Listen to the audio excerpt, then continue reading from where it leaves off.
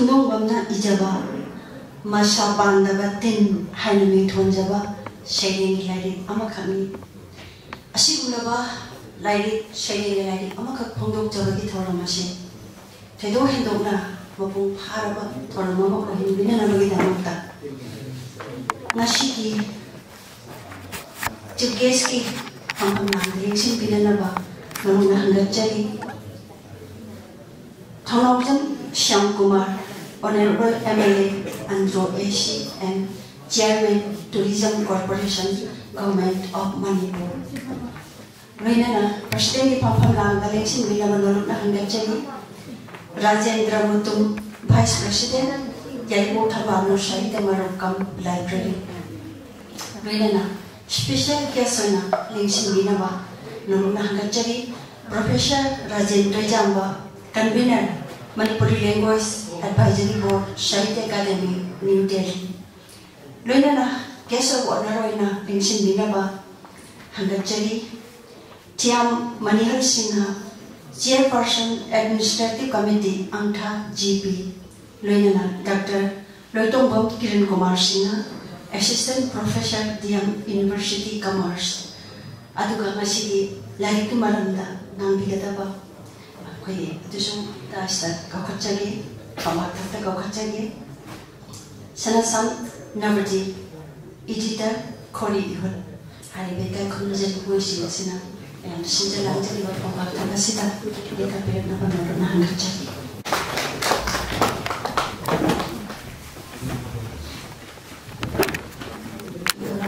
Similar Vivasina,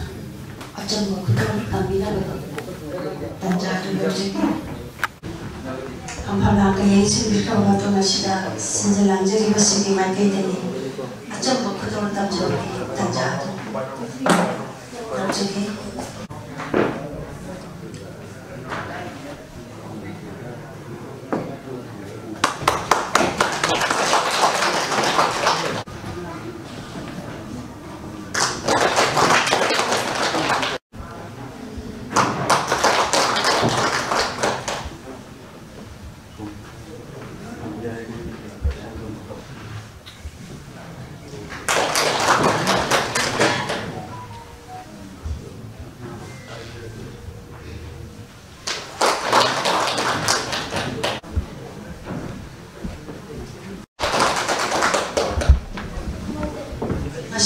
Ari khonjagadabagi tharam asida tedong hindona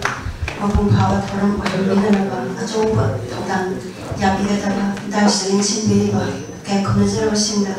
sinjalanjari basigi magenini achamba khudor tamjaraba mathunasida kai mangda koina thamjariba kendral asi chokapiraga asigi tharam hapdokjaba aduga tharam ase hawgadagi loiba phawa soide mangdaragi takai moijegi kaina wakhalona thamjari ba kendal basi masi chief guest na presingbiraga singbiriba puna muksal yamina dana chukapina ba narujari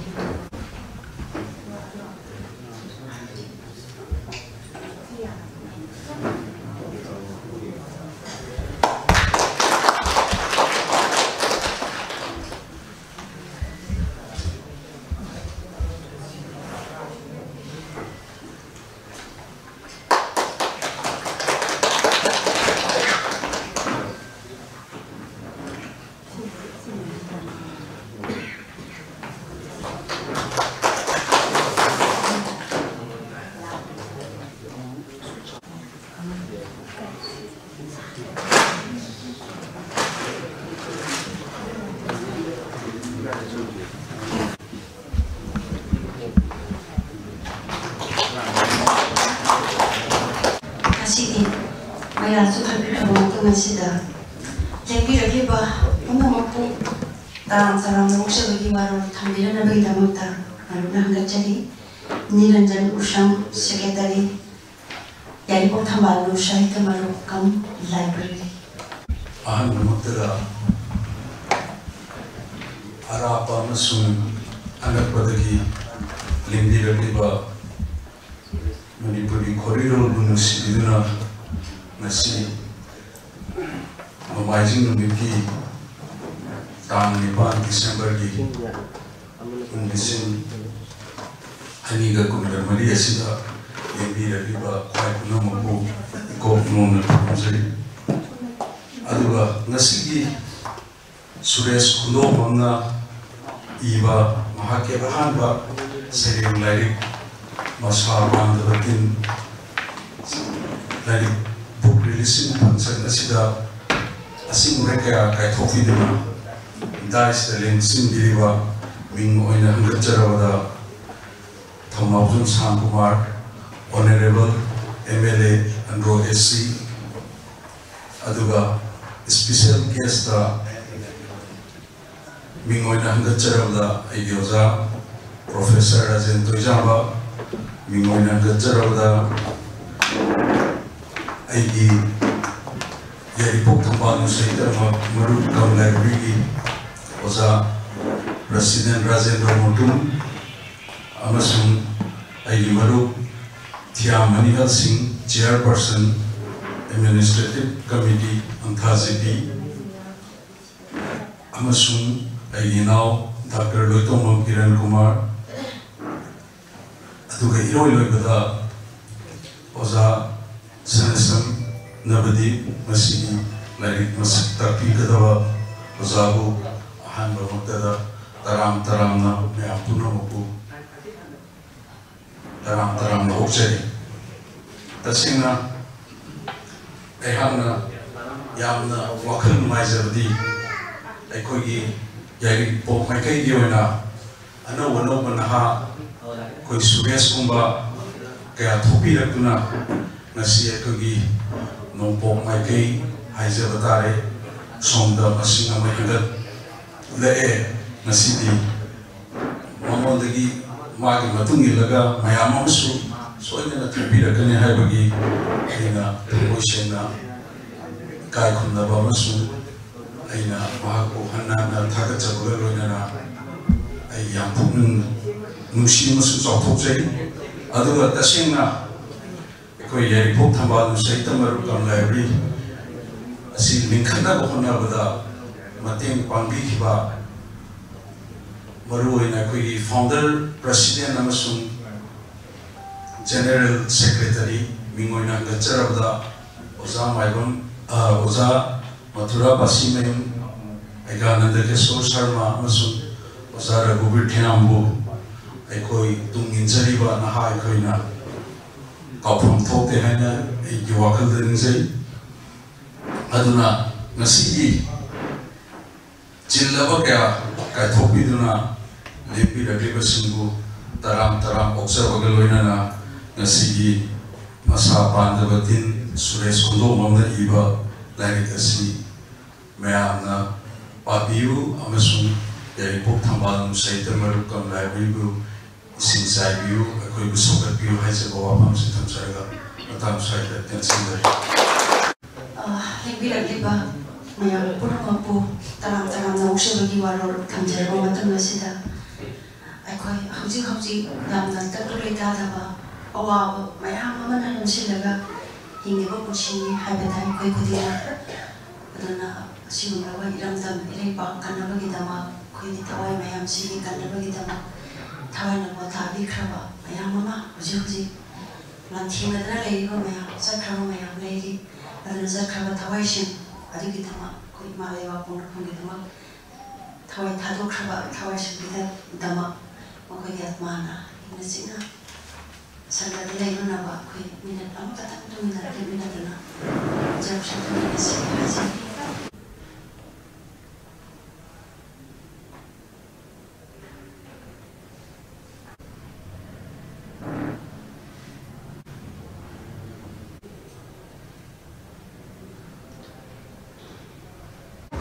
Reserva Sri Krishna Panjimira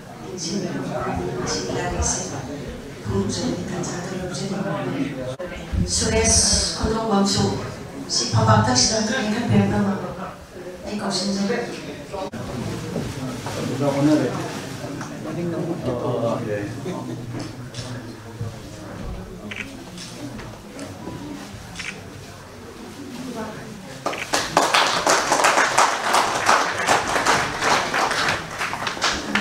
ꯊꯨꯅꯖꯔꯤꯕ ꯆꯤꯐ ꯒꯦꯁꯅ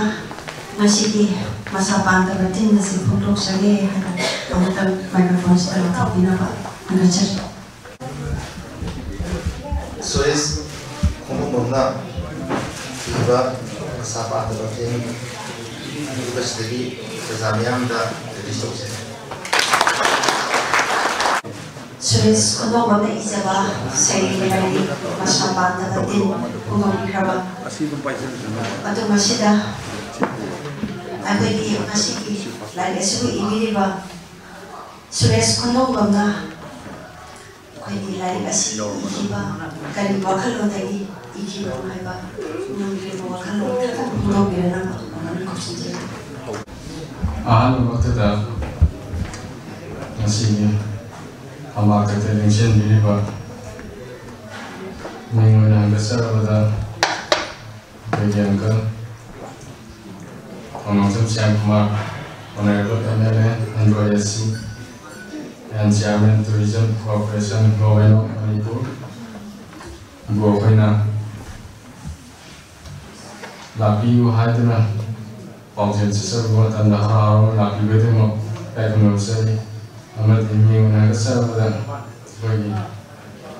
Tamban Saitama from Library Vice President of the Goza Ajendra Mutumbusu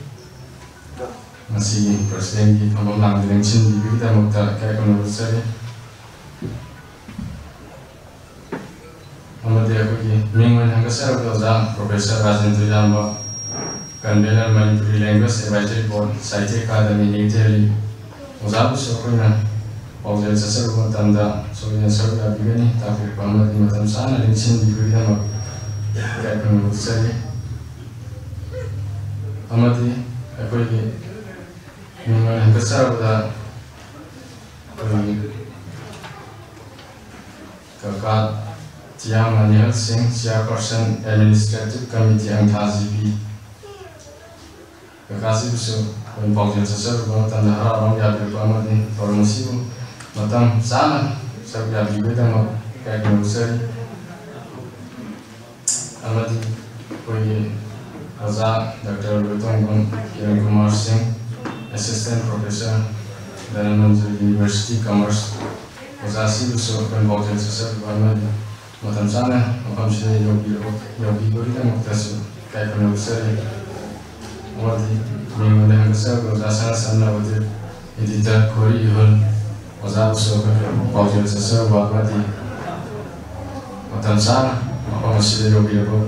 kita muktasu kayak nusari. Masih memang yang saya beri bah, ayam sama kan, tapi orang berusaha kami di luar sing, yang bersing, dan saya masih mampu besok, ayam muka sana ikut nomen, ayam berusaha. Ayam terutama wah karena semua orang hanya dari gue kalau kata lagi semua orang datang lagi,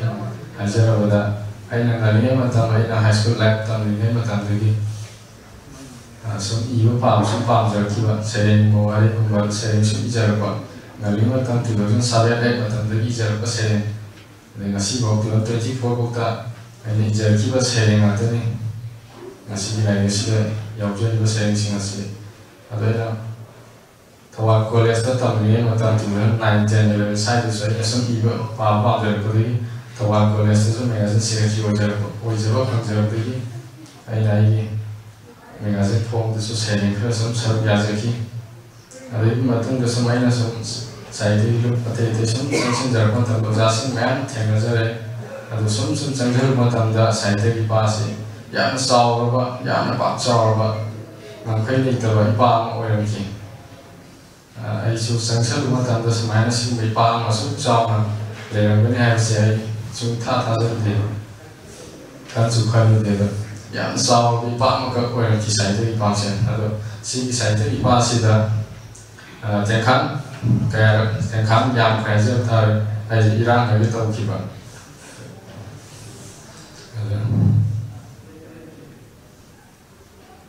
Nasi dia usaha kan jangan saja pergi Irak adalah Irak belum tadi kalau Irak mah usaha ngai ikut bayi juga kira nasi perform nasi pergi istilah dah biasa lain saya itu mayam barata le zam tang pomo manjal se ojasingi sembang ngorda bulaman masutong jinjare aduga saya dilayan si nasi oji papa ai gyan ta jati khangja jata saya dilayan ama phong na khona buda saya dilayan phong bi khaba ojasinga kaya mati asuki mati waran beni haise ai oji papa da khanjore lorna ni aina ai di han ba saya dilayan si nasi saya dilayan si phong na khona buda What permanence?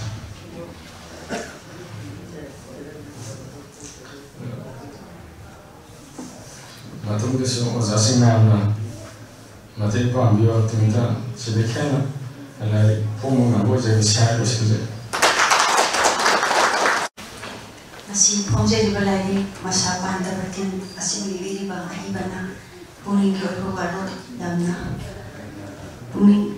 thawai khazan yauna thambi khamna thanga sida mathangi program asi khoi masi similang bi ba dona ahibana ikai khona uchaba tobuna khamba uchaba bana akoi mi ohum khapam ba ta ko khajara samma khutor tanjabali tanjabali hojiki aduna ko khajiki hamba maktada gobeshor okri themba aduga ani shuboina thodam netraji ahum shuboina Ogendro, Kundongo, Halbeka, Kunaji, Boy, Omoshi, stay Satan and Biraga. So, Kudo, among them comes a little guy on the Chabitan Jabi. Koina, Gag on the Wucheke, Haniba, musicians, Yamata was born in Gira 300 Tapire, Kaigua, Tina, Okai, Nebira Parera, so that we dance after the Locheki. Taramaka, Tazaba, and as he pointed to the Masha panda batin hari bashari gerai asing maranda wabong kala lai asing maranda habina ba thamina ba kausin jagi nasi lai ni ne bigada ba shana sanna bati ijita khori khori leksin gerai nasi asing ba yai ko thaba muruki lai khongun milisia nengsen ge ba guru ba amani tada yorokna khurunjai aduga nasi daes da leksin deiba dari bosin mingoi handa tarabda GBS da tamam Shyamkumar president ki amam nanda Rajendra Mutum aduga special guest oina Professor Rajendra Jamba Gasha Konari amam nanda Thyamanya amsung Dr. Kiran Kumar Sinha ali mosin sibo subi kai khuna kutai Speaker Ali Masih Ayat Nanda Dewa Dais Demi Yang Banina Matam Hasim Sanjana Untuk Jabari Protokol Kita Sanjana Bagi Matam Api Ketika Matam Da Larik Sini Aina Larik Kibaram Da Haja Dini Kibaram Da Larik Kumbi Iwa Ino Kuma Sudah Suno Kibaram Da Habita protokol batungina insenjaya dari kungiba dari kenani mashapan tabatin dari si aina sungkan bada masih audience yang berista aina bagi magi dari kudol tabi kata mata kemampuan lagi koina terbi kata lebih kata hari itu mesti aik kerja dari cincin Madam Jiki put the lady down. One as a boy, I didn't consider the sub of it. Aduna, how she like the sea must have on the in Haliba, selling the legacy, Ibiba, shares the normal. Like Chigi, Maningi, Gobarka, Maki, Kuchiwari, material, like Hydro Shia, who sent somebody in Chinja, Babaki Mina, no Mundimai, Adula. Imari mina untuk mengopi dasu. Lisinum ga sama pun mengerani dari masa dan negara opi, maki opinya orang pun ada. Semua maki siapa banyak orang terjadi. Dari mana terjadi? Ya, ada lagi hari ini masih hidup masih ꯑꯈꯪ ꯀꯌꯥ ꯌꯥꯎꯕꯤꯔꯤ ꯑꯗꯨꯒ ꯑꯈꯪ ꯀꯌꯥ ꯌꯥꯎꯕꯤꯔꯤ ꯑꯗꯨꯕꯨ ꯂꯥꯏꯔꯤꯛꯁꯦ ꯑꯍꯥꯟꯕ ꯐꯣꯡꯕ ꯑꯣꯏꯕꯅꯤꯅ ꯑꯩ ꯁꯩꯔꯦꯡꯒꯤ ꯕꯦꯁꯤꯛꯂꯣꯝꯗ ꯈꯖꯤꯛꯇꯪ ꯆꯪꯖꯟꯖꯒꯦ ꯃꯌꯥꯝ ꯋꯥꯔꯛꯄꯤꯔꯦ ꯁꯩꯔꯦꯡ ꯀꯔꯝꯅ ꯀꯃꯥꯏꯅ ꯇꯧꯕꯅꯣ ꯍꯥꯏꯕꯁꯤꯡꯗꯨꯗ ꯑꯣꯏꯔꯒ ꯑꯩꯒꯤ ꯋꯥꯐꯝꯁꯤ ꯊꯝꯖꯒꯦ ꯑꯩꯈꯣꯏꯅ मार्के लाइक सिगी मारुंदा मार्के पीबा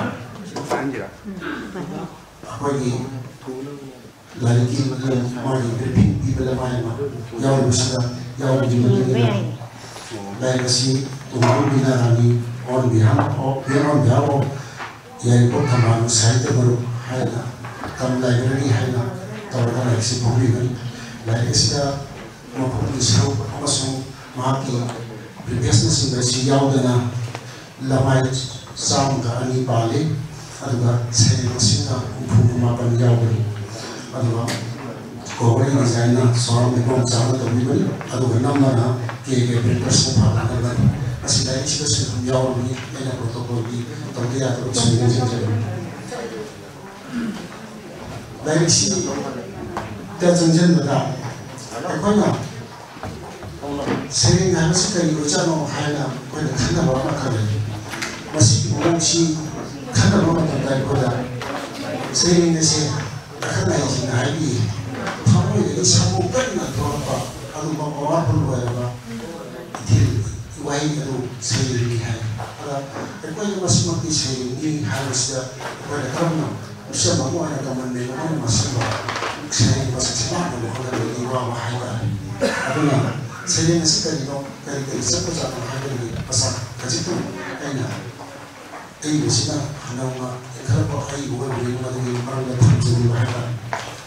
Pada sering pada kan seorang itu orang kena, naik bani. Saya makan yang mereka haruskan di mata sudah di mobil sudah di saya canggih makan makan kaya orang itu. Ipai pun sudah tradisional, mana layamba saya ni makan saya orang mana,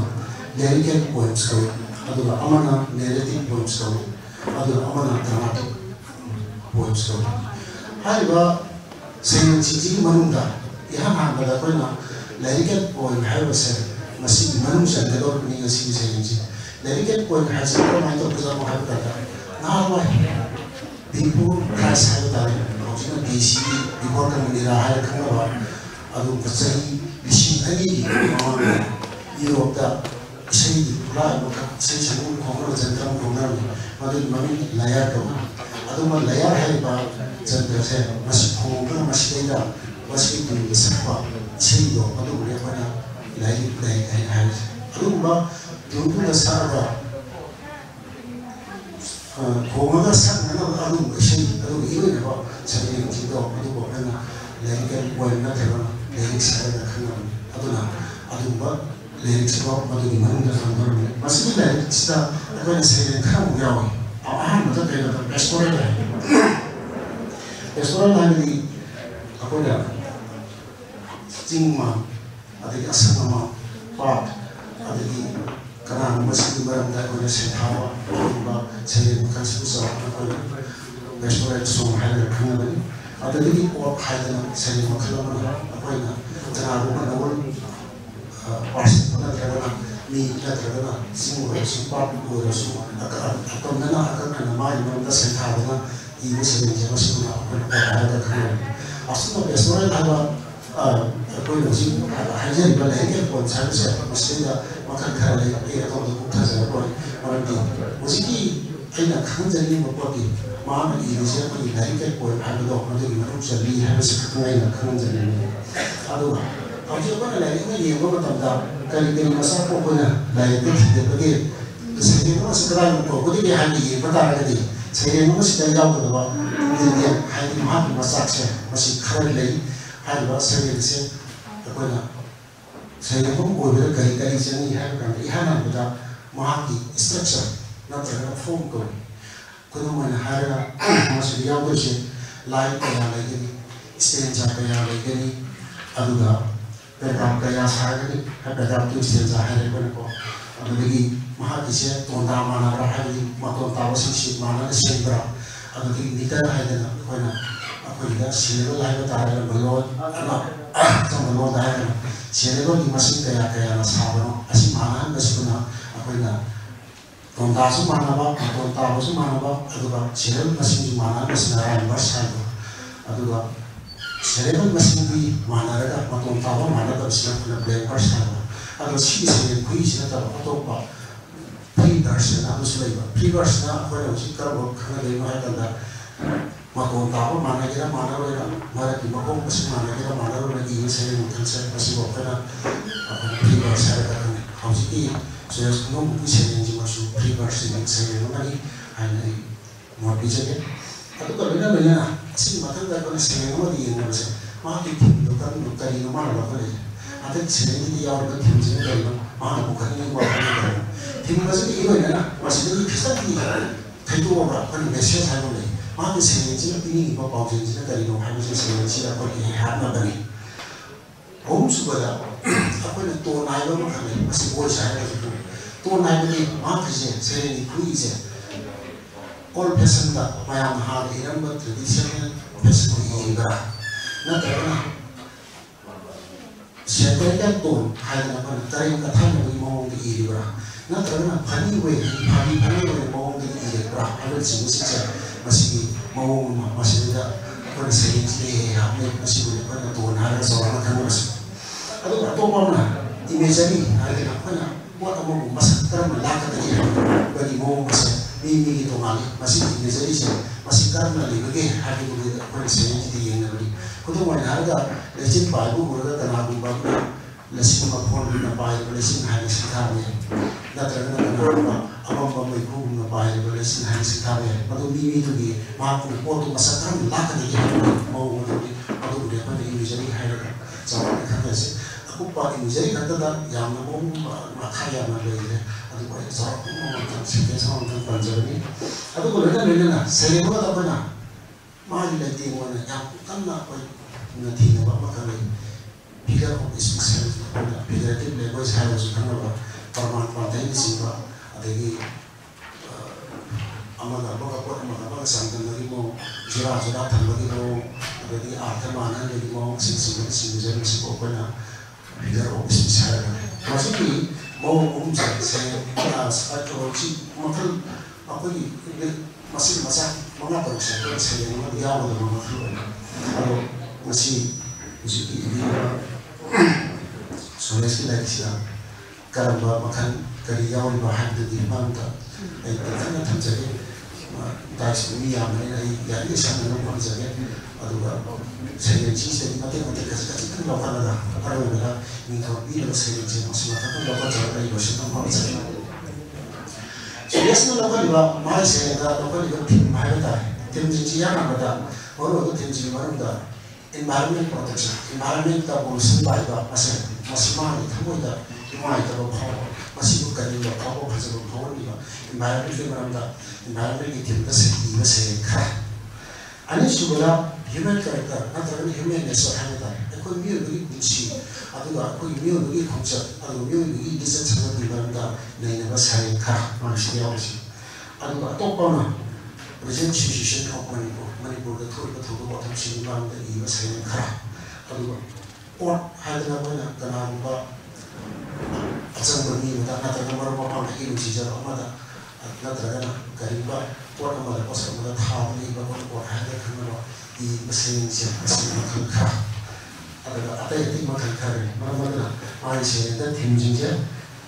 ꯏꯟꯚꯥꯏꯔꯣꯟꯃꯦꯟꯇ ꯕꯦꯁ ꯇꯧꯕ ꯈꯔ ꯑꯗꯨꯒ ꯑꯩꯈꯣꯏ ꯃꯤꯑꯣꯏꯕꯒꯤ ꯅꯦꯆꯔꯗ ꯕꯦꯁ ꯇꯧꯕ ꯈꯔ ꯑꯗꯨꯒ ꯍꯧꯖꯤꯛꯀꯤ ꯃꯇꯝꯒꯤ ꯑꯣꯏꯕ ꯊꯧꯗꯣꯛ ꯋꯥꯊꯣꯛꯁꯤꯡꯗ ꯑꯣꯏꯕ ꯈꯔ ꯑꯗꯨꯒ ꯅꯨꯡꯁꯤꯕꯒꯤ ꯁꯩꯔꯦꯡ ꯑꯃꯅꯤꯁꯨ ꯌꯥꯎꯔꯤ ꯃꯔꯛꯁꯤꯗ ꯃꯁꯤꯅ ꯔꯣꯃꯥꯟꯁꯇ ꯑꯩꯈꯣꯏꯅ ꯁꯤꯟꯒꯗꯕꯅꯤ ꯑꯗꯣ ꯁꯩꯔꯦꯡꯁꯤꯡꯁꯤꯗ ꯅꯨꯡꯉꯥꯏꯅꯕꯒꯤꯗꯃꯛꯇ ꯊꯤꯝꯁꯤꯡꯁꯤꯒꯤ ꯃꯇꯦꯛ ꯈꯛꯇꯪ ꯃꯇꯦꯛ ꯑꯃꯃꯝ ꯑꯅꯤ ꯑꯅꯤꯇꯪ ꯊꯤꯝꯁꯤꯒ ꯏꯔꯣꯏꯅꯅ ꯁꯩꯔꯦꯡ ꯃꯃꯤꯡꯁꯤ ꯄꯜꯂꯒ ꯁꯩꯔꯦꯡ ꯃꯇꯦꯛ ꯑꯃꯃꯝꯇꯒ ꯀꯣꯜ ꯇꯧꯖꯔꯒ ꯑꯩ ꯆꯠꯊꯖꯒꯦ ꯌꯥꯝꯅ ꯃꯥꯒꯤ ꯏꯟꯚꯥꯏꯔꯣꯟꯃꯦꯟꯇꯦꯜ ꯏꯁꯨ ꯁꯤ ꯈꯟꯅꯕꯗ ꯌꯥꯎꯔꯤꯕ ꯁꯩꯔꯦꯡꯁꯤꯡꯁꯦ ꯄꯦꯖ ꯅꯝꯕꯔ 49ꯗ ꯊꯧꯕꯥꯜ ꯇꯨꯔꯦꯜ ꯑꯗꯨꯒ ꯄꯦꯖ ꯅꯝꯕꯔ 79ꯗ ꯏꯃꯥ ꯑꯗꯨꯒ ꯄꯦꯖ ꯅꯝꯕꯔ 83ꯗ ꯂꯣꯛꯇꯥꯛ ꯏꯃꯥ ꯍꯥꯏꯔꯤꯕ ꯁꯩꯔꯦꯡꯁꯤꯡ ꯑꯁꯦ ꯃꯁꯤ ꯏꯟꯚꯥꯏꯔꯣꯟꯃꯦꯟ ꯏꯁꯨꯗ ꯄꯦꯖ ꯇꯧꯕ ꯁꯩꯔꯦꯡꯁꯤꯡ ꯑꯗꯨꯒ ꯍ꯭ꯌꯨꯃꯦꯟ ꯀꯦꯔꯦꯛꯇꯔ ꯑꯩꯈꯣꯏꯒꯤ ꯃꯤꯑꯣꯏꯕꯒꯤ ꯅꯦꯆꯔ ꯑꯗꯨ ꯃꯤꯑꯣꯏꯕꯒꯤ ꯀꯥꯏꯗ ꯃꯤꯑꯣꯏꯕꯒꯤ ꯄꯨꯟꯁꯤ ꯈꯣꯡꯆꯠꯇ ꯂꯩꯅꯕ ꯁꯩꯔꯦꯡꯁꯤꯡꯅ ꯄꯨꯟꯁꯤ ꯄꯦꯖ ꯅꯝꯕꯔ 3 ꯑꯩ ꯄꯦꯖ ꯅꯝꯕर 14 ꯂꯝꯕꯤꯗꯨꯗ ꯄꯦꯖ ꯅꯝꯕर 21 ꯑꯁꯤꯅꯆꯤꯡꯕ ꯃꯊꯪꯗ ꯂꯩꯕꯥꯛ ꯅꯤꯡꯕꯗ ꯄꯦꯖ ꯇꯧꯕ ꯁꯩꯔꯦꯡ ꯈꯔ ꯀꯪꯂꯩꯄꯥꯛ ꯄꯦꯖ ꯅꯝꯕर 18 ꯏꯃꯥ ꯄꯦꯖ ꯅꯝꯕर 79 ꯑꯊꯧꯕ ꯄꯦꯖ ꯅꯝꯕर 58 ꯑꯁꯤꯅꯆꯤꯡꯕ ꯑꯗꯨꯒ ꯀꯅꯥꯒꯨꯝꯕꯗ ꯁꯩꯊꯥꯗꯨꯅ ꯏꯕ ꯁꯩꯔꯦꯡ ꯑꯣꯠꯇ ꯅꯤꯡꯁꯤꯡ ꯊꯥ ꯄꯦꯖ ꯅꯝꯕर 34 ꯏꯄꯨ ꯅꯥꯎꯔꯣꯜ ꯄꯦꯖ ꯅꯝꯕर 35 ꯑꯗꯒꯤ ꯅꯦꯁꯅꯦꯂꯤꯖꯝ ꯍꯥꯏꯕ ꯇꯥꯔꯦ ꯑꯩꯒꯤ ꯖꯥꯇꯤꯒꯤ ꯑꯩꯒꯤ ꯐꯨꯔꯨꯞꯀꯤ ꯃꯁꯤꯒꯤ ꯋꯥꯈꯜ ꯈꯟꯕ ꯁꯩꯔꯦꯡ ꯑꯃꯅ ꯏꯒꯤ ꯄꯟꯂꯥꯏꯁ ꯄꯦꯖ ꯅꯝꯕर 66 ꯑꯩ ꯆꯥꯎꯔꯥꯛꯄ ꯑꯃꯁꯨ ꯄꯟꯖꯒꯅꯤ ꯃꯌꯥꯝ ꯐꯥꯛꯇꯅ ꯁꯠ ꯊꯤꯕꯗꯨꯗꯗꯤ ꯀꯩꯁꯨ ꯑꯩꯅ ꯄꯥꯔꯒ ꯏꯁꯄꯤꯠꯁꯤꯗ ꯀꯩꯁꯨ ꯌꯥꯔꯒꯁꯨ ꯄꯟꯖꯒꯅꯤ ꯃꯊꯪꯗ ꯅꯨꯡꯁꯤꯅꯨꯡꯒꯤ ꯁꯩꯔꯦꯡꯁꯨ ꯈꯔ ꯌꯥꯎꯔꯤ ꯃꯥꯏꯁꯦ ꯅꯍꯥ ꯑꯣꯏꯅ ꯏꯟꯈꯠꯂꯛꯄ ꯑꯗꯒꯤ ꯁꯩꯔꯦꯡ ꯅꯨꯡꯁꯤꯅꯨꯡꯒꯤ ꯁ꯭ꯇꯦꯖꯁꯨ ꯀꯥꯜꯂꯛꯇꯕꯅꯤꯅ ꯃꯌꯥꯝ ꯄꯨꯝꯅꯃꯛ ꯑꯩꯈꯣꯏꯅꯁꯨ ꯃꯌꯥꯝꯁꯨ ꯍꯥꯏꯅꯔꯤꯗꯨꯅꯤ ꯁꯤꯗꯥ ꯔꯣꯁꯅꯤ ꯈ꯭ꯋꯥꯏꯗꯒꯤ ꯆꯥꯎꯕ ꯔꯣꯁꯅꯤ ꯍꯥꯏꯅꯔꯤꯅꯤ ꯅꯨꯡꯁꯤꯅꯨꯡ ꯌꯥꯎꯗꯕ ꯋꯥꯔꯤ ꯂꯥꯏꯔꯤꯛ ꯑꯗꯩ ꯀꯔꯤ ꯑꯩꯈꯣꯏꯅ ꯀꯌꯥ ꯀꯟꯅ ꯌꯦꯡꯅꯤꯡꯕ ꯃꯔꯝ ꯑꯗꯨꯅ ꯃꯥꯏꯁꯨ ꯁꯩꯔꯦꯡꯁꯤꯗ ꯅꯨꯡꯁꯤꯅꯨꯡꯒꯤ ꯂꯥꯏꯔꯤꯛ ꯁꯩꯔꯦꯡ ꯑꯃꯅꯤ ꯅꯨꯡꯁꯤꯕ ꯀꯧꯕ ꯄꯦꯖ ꯅꯝꯕर 11ꯗ ꯃꯤꯅꯝꯕ ꯀꯧꯕ ꯄꯦꯖ ꯅꯝꯕर 16ꯗ ꯀꯪꯂꯕ ꯑꯉꯥꯡꯕ ꯂꯩꯅꯥ ꯄꯦꯖ ꯅꯝꯕर 30ꯗ ꯅꯨꯡꯁꯤꯕꯗꯣ ꯄꯦꯖ ꯅꯝꯕर 28ꯗ ꯃꯦꯔꯥꯒꯤ ꯊꯥꯕ ꯄꯦꯖ ꯅꯝꯕर 33ꯗ ꯃꯁꯤꯒꯤꯁꯤꯅ ꯅꯨꯡꯁꯤꯕꯗ ꯈꯤꯇꯪ ꯅꯛꯅꯕ ꯁꯩꯔꯦꯡꯅꯤ ꯑꯗꯨꯒ ꯑꯇꯩ ꯑꯇꯩ ꯃꯥꯅ ꯊꯤꯝ ꯃꯌꯥꯝ ꯂꯧꯈꯠꯂꯤ ꯊꯤꯝ ꯃꯆꯥ ꯃꯆꯥ ꯑꯗꯨꯒꯤ ꯃꯅꯨꯡꯗ ꯃꯔꯨꯑꯣꯏꯕ ꯑꯃꯒꯤ ꯑꯩꯅ ꯈꯟꯖꯕꯗ ꯊꯦꯡꯅꯖꯕ ꯇꯨꯁꯤꯡꯗꯨꯁꯨ ꯄꯟꯖꯒꯦ ꯑꯍꯥꯟꯕꯗ ꯐꯖꯕ ꯍꯥꯏꯕ ꯁꯩꯔꯦꯡ ꯑꯃ ꯑꯩꯈꯣꯏ ꯄꯦꯖ ꯅꯝꯕर 7ꯗ ꯌꯥꯎꯏ ꯃꯁꯤꯅ ꯀ꯭ꯋꯦꯁ ꯑꯣꯐ ꯏꯅꯔ ꯕ꯭ꯌꯨꯇꯤ ꯃꯄꯥꯟꯊꯣꯡꯒꯤ ꯐꯖꯕ ꯃꯤꯒꯤ ꯃꯁꯛ ꯃꯥꯒꯤ ꯃꯌꯦꯛ ꯁꯦꯡꯕꯗ ꯅꯠꯇ꯭ꯔꯒ ꯐꯤꯖꯣꯜꯗ ꯀꯔꯤꯗ ꯐꯖꯕꯗꯨ ꯅꯠꯇꯕ ꯃꯥꯅ ꯏꯅꯔ ꯗꯦꯞ ꯍꯥꯏꯕ ꯇꯥꯔꯦ ꯃꯅꯨꯡꯗ ꯈꯣꯟꯖꯤꯜꯂꯒ ꯃꯗꯨꯒꯤ ꯐꯖꯕ ꯃꯑꯣꯡꯒꯤ ꯐꯖꯕꯗꯣ ꯃꯗꯨ ꯊꯤꯕ ꯁꯩꯔꯦꯡ ꯑꯃꯅꯤ ꯑꯗꯨꯒ ꯁꯃꯨꯗ꯭ꯔꯕ ꯁꯝꯕꯜ ꯍꯥꯏꯕꯁꯤꯅ ꯑꯩꯈꯣꯏꯒꯤ ꯐꯦꯃꯤꯂꯤ ꯃꯦꯇꯔꯗ ꯏꯃꯨꯡ ꯃꯅꯨꯡꯒꯤ ꯊꯧꯔꯝ ꯋꯥꯊꯣꯛꯇ ꯏꯕ ꯁꯩꯔꯦꯡꯅꯤ ꯑꯗꯨꯒ ꯇꯔꯥ ꯇꯥꯕꯤ ꯍꯥꯏꯕꯁꯤꯅ ꯌꯨ ꯊꯛꯄꯒꯤ ꯁꯩꯔꯦꯡꯅꯤ ꯁꯩꯔꯦꯡꯁꯤ ꯃꯥꯅ ꯃꯈꯜ ꯃꯈꯜ ꯍꯥꯞꯄꯅꯤ ꯑꯗꯨꯒ ꯅꯤꯡꯉꯦꯜꯒꯤ ꯊꯨꯝ ꯍꯥꯏꯕꯁꯤꯅ ꯔꯤꯚꯥꯏꯕꯜ ꯑꯣꯐ ꯅꯤꯡꯉꯦꯜꯒꯤ ꯊꯨꯝ ꯁꯨꯝꯕ ꯍꯥꯏꯅ ꯑꯩꯈꯣꯏ ꯃꯌꯥꯝꯅꯁꯨ ꯇꯥꯕꯤꯔꯤ ꯃꯁꯤꯒꯤ ꯁꯤꯊꯔꯛꯄ ꯃꯑꯣꯡ ꯃꯁꯤꯒꯤ ꯍꯤꯡꯒꯤꯗ ꯁꯤꯒꯗ꯭ꯔꯥ ꯍꯥꯏꯕꯁꯤꯒꯤ ꯃꯔꯝꯗ ꯃꯥꯅ ꯅꯨꯡꯅꯥꯡꯖꯕ ꯑꯗꯨꯒꯤ ꯃꯔꯝꯗ ꯏꯕ ꯁꯩꯔꯦꯡꯅꯤ ꯑꯗꯒꯤ ꯂꯥꯏꯁꯪ ꯑꯃ ꯍꯥꯏꯕꯁꯤꯅ ꯃꯤꯁꯇꯤꯛ ꯍꯥꯏꯗꯤ ꯑꯩꯈꯣꯏꯒꯤ ꯙꯔꯃ ꯃꯔꯤ ꯂꯩꯅꯕ ꯑꯗꯨꯒꯤ ꯂꯥꯏꯁꯪ ꯃꯔꯤ ꯂꯩꯅꯕ ꯁꯩꯔꯦꯡꯅꯤ ꯃꯣꯕꯥꯏꯜ ꯐꯣꯟ ꯍꯥꯏꯕꯁꯤꯅ ꯑꯩꯈꯣꯏꯅ ꯀꯟꯇꯦꯝꯄꯔꯔꯤ ꯄꯣꯏꯝ ꯍꯥꯏꯔꯒ ꯈꯪꯅꯩ ꯍꯧꯖꯤꯛ ꯉꯁꯤꯒꯤ ꯑꯣꯏꯕ ꯁꯩꯔꯦꯡꯅꯤ ꯑꯗꯨꯒ ꯍꯨꯒꯤ ꯃꯌꯥꯏ ꯍꯥꯏꯕꯁꯤꯅ ꯅꯤꯁꯥ ꯆꯥꯕꯒꯤ ꯐꯠꯇꯕ ꯑꯐꯕ ꯃꯗꯨꯒꯤ ꯐꯜꯒꯤ ꯃꯔꯝꯗꯅꯤ ꯆꯤꯅꯥ ꯅꯤꯉꯣꯜ ꯃꯤꯍꯥꯠꯄꯤ ꯍꯥꯏꯗꯅ ꯑꯃ ꯌꯥꯎꯔꯤ ꯃꯁꯤꯅ ꯃꯥꯅ COVID-19ꯕꯨ ꯑꯩꯈꯣꯏ COVID-19ꯒꯤ ꯂꯥꯏꯆꯠꯁꯤ ꯆꯤꯅꯥꯗ ꯌꯥꯎꯔꯛꯈꯤꯕꯅꯤꯅ ꯆꯤꯅꯥ ꯅꯤꯉꯣꯜꯅꯤ ꯍꯥꯏꯅ ꯃꯥꯅ ꯍꯥꯏꯔꯒ ꯏꯕꯅꯤ ꯑꯗꯨꯒ ꯆꯩꯊꯦꯡ ꯏꯁꯇ꯭ꯔꯛ ꯑꯁꯤꯅ ꯍꯥꯏꯕ ꯁꯩꯔꯦꯡꯁꯤꯅ ꯄꯦꯖ ꯅꯝꯕर 65ꯗ ꯃꯁꯤꯅ ꯏꯁꯇ꯭ꯔꯒꯜ ꯑꯣꯐ ꯑꯦꯛꯖꯤꯁꯇꯦꯟꯁ ꯍꯥꯏꯅ ꯍꯤꯡꯅꯅꯕ ꯄꯨꯟꯁꯤꯒꯤ ꯂꯥꯟꯐꯝꯗ ꯊꯦꯡꯅꯔꯤꯕꯁꯤꯒꯤ ꯃꯔꯝꯗ ꯏꯕ ꯁꯩꯔꯦꯡ ꯑꯁꯨꯝꯅ ꯃꯥꯒꯤ ꯁꯩꯔꯦꯡꯁꯤ ꯉꯁꯥꯏ ꯊꯤꯝ ꯃꯥꯒꯤ ꯏꯁꯨꯁꯤ ꯌꯦꯡꯉꯒ ꯑꯁꯨꯝꯅ ꯈꯥꯏꯗꯣꯛꯄꯤ ꯑꯅꯤꯁꯨꯕꯗ ꯍꯧꯖꯤꯛ ꯏꯟꯚꯥꯏꯔꯟꯃꯦꯟ ꯏꯁꯨ ꯍꯥꯏꯕꯁꯤꯗ ꯑꯩꯈꯣꯏꯅ ꯃꯥꯅ ꯂꯧꯈꯠꯂꯤꯕ ꯁꯩꯔꯦꯡ ꯃꯃꯤꯡ ꯅꯠꯇꯕ ꯁꯩꯔꯦꯡ ꯑꯗꯒꯤ ꯀꯣꯇꯦꯁꯟ ꯃꯆꯦꯠ ꯑꯃꯅꯤꯗꯪ ꯑꯩ ꯄꯟꯖꯒꯦ ꯏꯟꯚꯥꯏꯔꯟꯃꯦꯟ ꯏꯁꯨꯗ ꯃꯥꯅ ꯏꯔꯤꯕꯁꯤꯗ ꯂꯣꯛꯇꯥꯛ ꯏꯃꯥ ꯍꯥꯏꯕꯁꯤꯗ ꯃꯥꯅ ꯏꯔꯤ ꯃꯥꯅ ꯂꯣꯛꯇꯥꯛ ꯄꯥꯠꯀꯤ ꯁꯣꯛꯆꯤꯜꯂꯕ ꯁꯛꯇꯝꯁꯦ ꯑꯩꯒꯤꯗ ꯁꯨꯝꯅ ꯁꯩꯊꯥꯏ ꯌꯥꯝꯁꯤꯜꯂꯕ ꯑꯃꯣꯠꯄꯁꯤꯡꯅ ꯂꯥꯟꯗꯥꯔꯒꯤ ꯇꯞꯅ ꯇꯞꯅ ꯏꯁꯤꯡ ꯃꯃꯤꯡꯇ ꯉꯥꯏꯔꯦ ꯍꯣꯡꯗ꯭ꯔꯤꯕ ꯑꯀꯣꯏꯕꯒꯤ ꯐꯨꯝꯗꯤꯅ ꯆꯥꯏꯊꯣꯛꯈ꯭ꯔꯦ ꯂꯣꯛꯇꯥꯛꯀꯤ ꯃꯃꯤꯡꯗ ꯉꯥꯏꯔꯦ ꯃꯇꯝ ꯍꯣꯡꯂꯛꯄꯅ ꯄꯨꯝꯅꯃꯛ ꯍꯣꯡꯈ꯭ꯔꯦ ꯂꯣꯛꯇꯥꯛ ꯄꯥꯠꯀꯤ ꯁꯣꯛꯊꯔꯕ ꯁꯛꯇꯝꯁꯤ ꯎꯕꯗ ꯑꯩꯕꯨꯅ ꯅꯨꯡꯉꯥꯏꯇꯅ ꯃꯁꯥꯗ ꯃꯥꯒꯤ ꯇꯦꯟꯊꯥꯄꯣꯜ ꯑꯃ ꯊꯥꯗꯣꯔꯛꯄ ꯃꯁꯤ ꯏꯟꯚꯥꯏꯔꯟꯃꯦꯟꯒ ꯃꯔꯤ ꯂꯩꯅꯕ ꯁꯩꯔꯦꯡꯒꯤ ꯈꯨꯗꯝ ꯑꯃꯈꯛꯅꯦ ꯕꯤꯖꯤꯅꯦꯁ ꯃꯁꯤꯒꯤ ꯃꯊꯪꯗ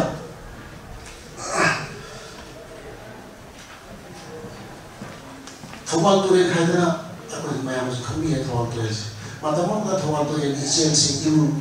ꯏꯁꯤꯡꯁꯤ ꯂꯨꯔꯝꯃꯤ ꯃꯁꯤ ꯁꯤꯖꯤꯟꯅꯕꯗ ꯑꯩꯈꯣꯏ ꯆꯥꯅ ꯊꯛꯅꯕ ꯐꯥꯎꯕ ꯑꯩꯈꯣꯏ ꯇꯧꯅꯔꯝꯕꯅꯤ ꯑꯗꯨ ꯍꯧꯖꯤꯛꯇꯤ ꯃꯁꯤꯒꯤ ꯐꯤꯕꯝꯁꯤ ꯁꯣꯛꯆꯟꯈ꯭ꯔꯦ ꯃꯁꯤꯒꯤ ꯃꯔꯝꯗꯁꯨ ꯃꯥꯅ ꯏꯟꯚꯥꯏꯔꯟꯃꯦꯟ ꯁꯣꯛꯆꯜꯂꯛꯄ ꯍꯧꯖꯤꯛ ꯇꯨꯔꯦꯜ ꯁꯣꯛꯆꯜꯂꯛꯄꯁꯤꯒꯤ ꯃꯔꯝꯗ ꯃꯥꯅ ꯁꯩꯔꯦꯡ ꯃꯇꯦꯛ ꯑꯃ ꯏꯔꯤ ꯑꯗꯨꯕꯨ ꯉꯁꯤꯗꯤ ꯌꯥꯟꯁꯤꯟꯈꯤꯕ ꯐꯠꯇꯕ ꯄꯣꯠꯂꯝꯁꯤꯡ ꯅꯍꯥꯛꯀꯤ ꯏꯔꯣꯝꯕꯗ ꯇꯥꯡꯁꯤꯟꯕ ꯊꯋꯥꯏ ꯀꯌꯥ ꯃꯃꯤ ꯁꯥꯡꯂꯛꯂꯦ ꯅꯣꯡꯃ ꯅꯣꯡꯃꯒꯤ ꯂꯥꯞꯅꯈ꯭ꯔꯦ ꯇꯥꯝꯈ꯭ꯔꯦ ꯂꯦꯝꯂꯩ ꯀꯌꯥ ꯃꯇꯝꯒꯤ ꯍꯨ ꯆꯦꯜꯂꯕ ꯏꯆꯦꯜꯗ ꯅꯪꯒꯤ ꯁꯛꯇꯝ ꯅꯪꯒꯤ ꯍꯛꯆꯥꯡ ꯊꯧꯕꯥꯜ ꯇꯨꯔꯦꯜꯒꯤ ꯏꯁꯤꯡꯁꯤ ꯃꯣꯠꯁꯤꯜꯂꯛꯄ ꯍꯨ ꯆꯦꯜꯂꯛꯄꯁꯤꯅ ꯃꯔꯝ ꯑꯣꯏꯗꯨꯅ ꯃꯁꯤꯗꯩꯗ ꯍꯤꯡꯖꯔꯝꯕ ꯃꯁꯤꯗꯩꯗ ꯁꯩꯗꯥꯡꯂꯕ ꯉꯥ ꯀꯌꯥ ꯁꯤꯈꯤꯕ ꯑꯗꯒꯤ ꯃꯁꯛꯇ ꯃꯥꯅ ꯀꯔꯤ ꯑꯃꯁꯨ ꯐꯥꯎꯕꯗꯣ ꯃꯁꯤ ꯁꯤꯊꯥꯔꯛꯄꯅꯤ 마 마시 카만다 나이 그래 예그나 순나이 시라 닝엄 더 마시 칸도나 오늘 먹다이나 시라 나 마시 라고 또 만에 칸도가 이거를 나트라 타발도 지고 갈라브는 거기는 에콜데 카 호르다 알라 하고니 마들이 와칸론다 마 이베세니 마시 아니시보다 kunci konsep kembali dari apa saya mati kembali kita lakukan jadi kunci biasa nomor 3 dah human journey itu kunci matang ini how kamu kunci nak mau hal kalau hal untuk ini saya ini saat di mana yang pola kita berapa masih di sekarang dalam sisi hal pola beri tahu mungkin nggak kayak yang tahu ini aku yang sekarang aku tahu betul mesti bukan yang nada pasal yang tak pasal apa aku kamu tadi kunci udara, motor kari balik kasih, mana yang kamu lepas lengan mikuk kaya ni, masih itu awak na, okey, itu na, mana nungai berpungut bahar lu kaya apa masih buat kunci kaya mikuk kaya ni, masih kamu ti loido na kita beri hal tu, kami na, untuk beri uncar kaya ni, hal tu memang haneng kan. Ada di mana tak, amu kasu ayah sih itu mana, kunci mana ni. 우두나 저기더니 타와시 가이나 더니 칸나 박장가 힘들어 야디 아이 앞으로 다시 타와시 모두 서비스 지금 해야 되는 강이 아도 시들이 붙이자 아이고 힘들어 야디 하다 보면 힘들니 하다 거기 붙이 붙이도 말한다 이거 수레스기 바자가 쓰리입니다 아도 이만한다 내가 온 것에 마키세 어떻게 보면 얘들하고 저게 masih tadi sehingga di sini buat tapi buali lagi apa yang terceh masih matang dan mana hari layo apa upah lain sih mana aku di lepas upah aku di dalam upah aku nada boleh aku istiace sehingga di sini orang di mata dari lalu di mana di ada mana kerja layo apa upah aku ikan lepas nanti buru mana upah lain sih simbol yang seasonal namun lagi kita ambil ibu hari dah kamu tak bangun lap kerana waktu pun nanti kerana yang kita dibayar itu kamu tak bangun itu boleh harus itu waktu itu kalau semua memang dari sekarang ini berjumpa tak sebenarnya apa itu boleh hari berjumpa mina kudum cendera 아주 뭔가 진짜 구독자들 이거는 마담시다. 모두 구독자들 이거다 나타나. 아이 미시야오 이거다. 아이 민스. 아이 뭐 사고라티. 아이고 그러면 또만 아이 이거다. 아이고 이거 시야오 이거다 한지 응나고 공덕분에 마시만 세상이 되었어. 또 봐봐나 좀 따라니 많이 레이더가 생긴 말한다. 세상에 뭐가 많아 일이. 아동의 좀 따라니 반 아기야다 인기가 미라고나 malam dah tinggiba, amuk semua itu mapai masih syukur tu. Orang macam cara mana kalau orang pernah mereka dia tinggi matanda, orang sekarang ada tinggi lawan pada dia mana. Macam macam masalah tu dah, mereka lagi dia thawai kerana, ada thawai situ, ada situ portal mana mana, dekat mana mana, mungkin situ ikai pun ini. Lalu kita bawa ke rumah, kita kaya sihnya tu iron mungkin nasasing, tu iron nanti sih rumah. Aku itu mirror sudah mencing hongga, aku itu lupa tak aku di asyik bahasa sih lewat jadi bodoh, maka mencing hongga nak beri hada, kena kanjaran. Atau kamu kena ini pun hai, aku nak sosial media baru kali, betul ini pasal isu, aku mana kerja, nak terkena aku isu ini kita hai nak kanjaran aku sudah, aku nak apa jadi sini. Aku mana ada, aku nak mian besar sini, jumpa rumah. Kalau kita atau mian besar, tak boleh ni jumpa rumah. Masih bisa, benar di pam jadi mana mana. Ini balai besar, aku kira. Ini balai besar ini mana hari? masing-masing tinggal 학생을 통해 우리는 칼 시발 이기발 tinggal 시발 아마 이득이 거기가 하기 거기 있어서 생각해서 미안 자로 곰치 미안 자로 연방 곰치 많이 뭐니 이제 아시아 바깥다가 좀 준다 하는 매한들 우리가 보면 이 브라시도 방지 하는 그게 많이 가지 아마 하래 마시 그렇게 양파라니 그래야 하래 아예 한때 가다가 밥 삼번 마시 주는데 탑 들어봐 봐. 어디가 미국 시모 ꯃꯤ ꯃꯇꯝ ꯂꯩꯇ꯭ꯔꯦ ꯍꯧꯖꯤꯛ ꯑꯁꯤꯒꯨꯝꯕ ꯑꯩꯈꯣꯏꯒꯤ ꯖꯥꯇꯤꯁꯤ ꯀꯟꯁꯤ ꯍꯥꯏꯔꯒꯗꯤ ꯑꯁꯤꯒꯨꯝꯕ ꯏꯌꯥꯝ ꯆꯪꯕꯒꯤ ꯊꯕꯛꯁꯦ ꯃꯁꯤ ꯊꯦꯡꯅꯅꯕꯒꯤ ꯃꯇꯝꯁꯦ ꯉꯁꯤ ꯍꯌꯦꯡ ꯉꯥꯏꯕꯒꯤ ꯃꯇꯝ ꯅꯠꯇ꯭ꯔꯦ ꯍꯧꯖꯤꯛꯃꯛꯇꯒꯤ ꯍꯧꯅ ꯊꯣꯛꯏ ꯍꯥꯏꯗꯅ ꯑꯩꯕꯨ ꯑꯦꯛꯁꯔꯁꯥꯏꯁ ꯄꯤꯕ ꯃꯥꯒꯤ ꯄꯨꯛꯅꯤꯡꯒꯤ ꯑꯅꯤꯡꯕꯗꯣ ꯃꯁꯤꯗ ꯐꯣꯔꯁꯐꯨꯜ ꯑꯣꯏꯅ ꯁꯩꯔꯦꯡꯁꯤꯗ ꯍꯥꯞꯅꯅꯕ ꯍꯣꯠꯅꯔꯛꯄꯅꯤ ꯃꯁꯤꯅ ꯑꯇꯣꯞꯄ ꯑꯃꯅ ꯃꯥꯒꯤ ꯊꯤꯝꯗ ꯌꯥꯎꯁꯦ ꯔꯣꯃꯥꯟꯁ ꯍꯥꯏꯇꯥꯔꯦ ꯅꯨꯡꯁꯤ ꯅꯨꯡꯉꯣꯟ ꯍꯥꯏꯒꯗ꯭ꯔꯥ ꯃꯁꯤꯒꯤ ꯁꯩꯔꯦꯡ ꯑꯃ ꯃꯁꯤꯒꯤꯁꯨ ꯃꯇꯦꯛ ꯑꯃꯅꯤ ꯂꯧꯈꯠꯆꯔꯝꯃꯤ ꯅꯨꯡꯁꯤꯕꯒꯤ ꯃꯆꯨ ꯑꯃꯠꯇ ꯁꯪꯗ꯭ꯔꯤꯕ ꯅꯪꯒꯤ ꯁꯦꯡꯕ ꯊꯃꯣꯏꯒꯤ ꯂꯩꯃꯥꯏꯊꯛꯇ ꯅꯨꯡꯁꯤ ꯆꯔꯥ ꯂꯦꯡꯂꯤꯕꯅꯤ ꯋꯥꯍꯩꯅ ꯂꯥꯏꯖ ꯑꯣꯏ ꯃꯤꯠꯀꯨꯞ ꯀꯥꯡꯗꯅ ꯍꯤꯊꯔꯒꯦ ꯈꯥꯖꯤꯜꯂꯒꯦ ꯁꯝꯕꯜꯁꯨ ꯃꯔꯣꯜ ꯅꯥꯏ ꯍꯥꯏꯗꯤ ꯀꯅꯥꯝꯇ ꯅꯨꯡꯁꯤꯖꯕꯤ ꯑꯃꯈꯛꯀꯤ ꯊꯃꯣꯏꯗ ꯀꯅꯥꯝꯇ ꯎꯗ꯭ꯔꯤ ꯍꯥꯏꯗꯤ ꯑꯣꯏꯈꯤꯗꯣꯏꯅꯤꯅ ꯑꯩꯒꯤꯗ ꯑꯣꯏꯅ ꯈꯥꯖꯤꯟꯖꯔꯒꯦ ꯑꯩꯒꯤꯗ ꯑꯣꯏꯅ ꯁꯝꯕꯜ ꯊꯥꯗꯨꯅ ꯊꯝꯖꯒꯦ ꯍꯥꯏꯗꯅ ꯃꯥꯅ ꯐꯣꯡꯗꯣꯛꯄꯅꯤ ꯑꯁꯤꯅ ꯅꯨꯡꯁꯤ ꯅꯨꯡꯉꯣꯟꯒꯤ ꯑꯇꯣꯞꯄ ꯁꯩꯔꯦꯡ ꯅꯨꯡꯁꯤ ꯅꯨꯡꯉꯣꯟꯒꯤ ꯈꯔꯁꯨ ꯌꯥꯎꯔꯤ ꯑꯩ ꯁꯝꯖꯤꯟꯖꯒꯦ ꯄꯥꯔꯔꯣꯏ ꯀꯅꯥꯒꯨꯝꯕ ꯃꯤ ꯑꯃꯗ ꯂꯩꯔꯥꯡ ꯑꯃꯗ ꯖꯤꯕ ꯄꯥꯟꯕ ꯑꯃꯗ ꯄꯣꯠ ꯑꯃꯗ ꯁꯤꯟꯊꯥꯕ ꯏꯕ ꯁꯩꯔꯦꯡ ꯃꯈꯜꯁꯦ ꯑꯩꯈꯣꯏꯅ ꯆꯥꯎꯔꯥꯛꯅ ꯄꯣꯠ ꯍꯥꯏꯔꯒ ꯈꯪꯕ ꯌꯥꯏ ꯀꯅꯥꯒꯨꯝꯕꯗ ꯁꯤꯟꯊꯥꯖꯕ ꯑꯗꯣ ꯃꯥꯒꯤꯁꯤꯗꯁꯨ ꯄꯣꯠ ꯈꯔ ꯌꯥꯎꯔꯤ ꯑꯗꯣ ꯃꯁꯤꯒꯤ ꯄꯣꯠꯁꯤꯗ ꯃꯥꯒꯤ ꯂꯥꯏꯔꯤꯛꯁꯤꯗ ꯄꯣꯠꯀꯤ ꯁꯩꯔꯦꯡꯁꯤ ꯌꯥꯎꯔꯤ ꯃꯩꯇꯩ ꯆꯅꯨ ꯍꯥꯏꯕ ꯁꯩꯔꯦꯡ ꯑꯃ ꯊꯦꯡꯅꯕꯤꯒꯅꯤ ꯄꯦꯖ ꯅꯝꯕꯔ 9 ꯍꯥꯏꯔꯤꯁꯤꯗ ꯃꯥꯅ ꯑꯁꯨꯝꯅ ꯏꯔꯤ ꯏꯪꯂꯕ ꯋꯥꯛꯆꯤꯡꯒꯤ ꯎꯂꯦꯜꯂꯛꯇ ꯃꯩꯁꯥ ꯑꯃꯠꯇ ꯐꯥꯎꯗꯅ ꯃꯥꯌꯣꯡ ꯌꯥꯔꯤ ꯍꯤꯡꯕꯒꯤ ꯂꯝꯗꯝꯗ ꯁꯤꯡꯅꯔꯤ ꯊꯋꯥꯏꯕꯨ ꯊꯧꯅꯥ ꯐꯅ ꯍꯥꯏ ꯑꯁꯤ ꯃꯩꯇꯩ ꯅꯨꯄꯤ ꯄꯨꯟꯁꯤ ꯊꯥꯗꯅ ꯃꯩꯇꯩ ꯆꯅꯨ ꯄꯨꯟꯁꯤ ꯊꯥꯗꯅ ꯏꯕ ꯁꯩꯔꯦꯡꯅꯤ ꯑꯁꯤꯒꯤ ꯃꯑꯣꯡ ꯑꯗꯨꯒ ꯁꯩꯔꯦꯡꯁꯤꯡꯁꯤꯒꯤ ꯆꯥꯎꯔꯥꯛꯄ ꯃꯍꯥꯛꯀꯤ ꯊꯤꯝꯁꯤꯡꯁꯤꯒꯤ ꯆꯥꯎꯔꯥꯛꯄ ꯋꯥꯐꯝ ꯑꯃ ꯃꯌꯥꯝ ꯊꯝꯒꯠꯆꯕ ꯂꯣꯏꯔꯒ ꯑꯩꯅ ꯃꯈꯥꯗ ꯍꯥꯏꯖꯅꯤꯡꯉꯤꯁꯤꯅ ꯁꯩꯔꯦꯡꯒꯤ ꯏꯁꯇ꯭ꯔꯛꯆꯔꯁꯦ ꯃꯥꯒꯤ ꯏꯁꯇ꯭ꯔꯛꯆꯔꯁꯦ ꯀꯔꯝ ꯇꯧꯕꯒꯦ ꯍꯥꯏꯗꯤ ꯐꯣꯛ ꯏꯁꯇ꯭ꯔꯛꯆꯔꯁꯦ ꯀꯔꯝꯅ ꯇꯧꯕꯒꯦ ꯍꯥꯏꯕꯒꯤ ꯃꯔꯝꯗ ꯍꯥꯏꯐꯦꯠ ꯊꯝꯒꯠꯆꯅꯤꯡꯕꯅꯤ ꯁꯨꯔꯦꯁꯅ ꯏꯔꯤꯕ ꯁꯩꯔꯦꯡꯁꯦ ꯉꯁꯥꯏ ꯃꯃꯥꯡꯗꯁꯨ ꯍꯥꯏꯐꯦꯠ ꯅꯤꯡꯁꯤꯡꯖꯔꯦ ꯁꯩꯔꯦꯡꯁꯤꯡꯁꯦ ꯃꯥꯅ ꯔꯥꯏꯝ ꯚꯔꯁ ꯍꯥꯏꯗꯅ ꯇꯣꯟꯗꯥ ꯃꯥꯟꯅꯅꯕ ꯑꯃꯠꯇ ꯍꯣꯠꯅꯗꯦ ꯁꯩꯔꯦꯡ ꯑꯃꯠꯇ ꯃꯗꯨꯒꯤ ꯃꯃꯤ ꯂꯩꯇꯦ ꯑꯗꯨꯒ ꯕꯦꯟ ꯚꯔꯁ ꯍꯥꯏꯗꯅ ꯑꯩꯈꯣꯏꯅ ꯍꯥꯏꯕ ꯇꯣꯟꯗꯥ ꯃꯥꯟꯅꯗ꯭ꯔꯕꯁꯨ ꯃꯥꯒꯤ ꯃꯈꯣꯡ ꯃꯁꯤꯡꯁꯦ ꯃꯥꯟꯅꯅꯕ ꯃꯈꯣꯡ ꯁꯦꯂꯦꯕꯜ ꯍꯥꯏꯅ ꯑꯩꯈꯣꯏꯅ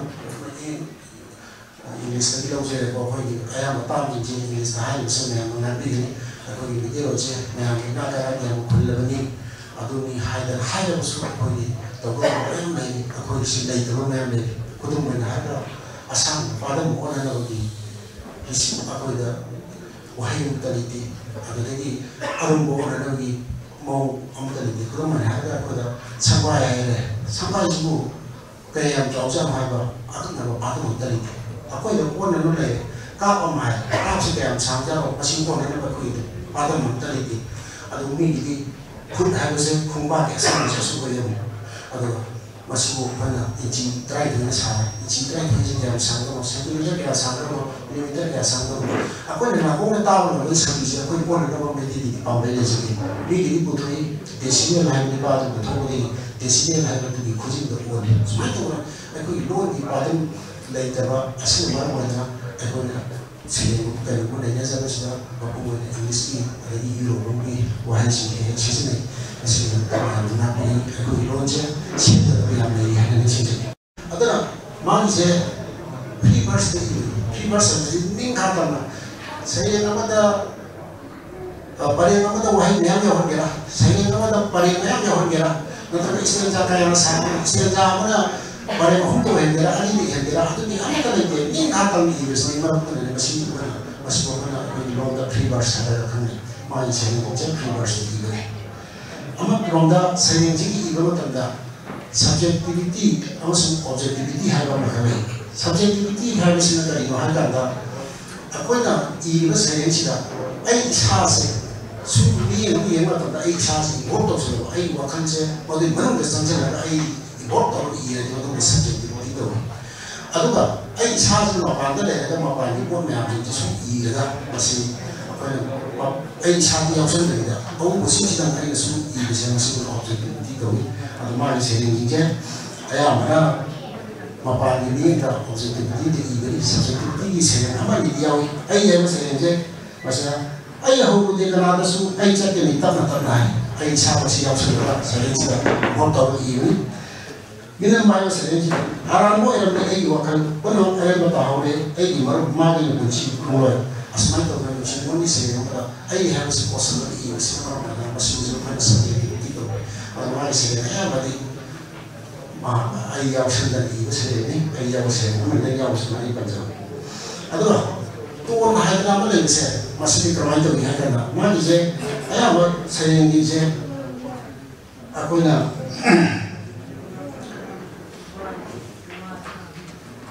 Ajamba haitare traditional old person haibani masih disita adu iba ya karka menoi iba ni adu serious way da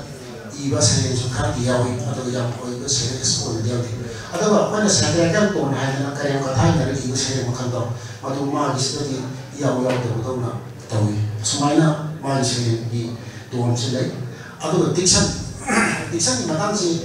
ai iba cina ai kita sesuatu di balai diction di matang tadi koi SD college saya dengan English ke power buat kritik dengan hadi yang memang kalau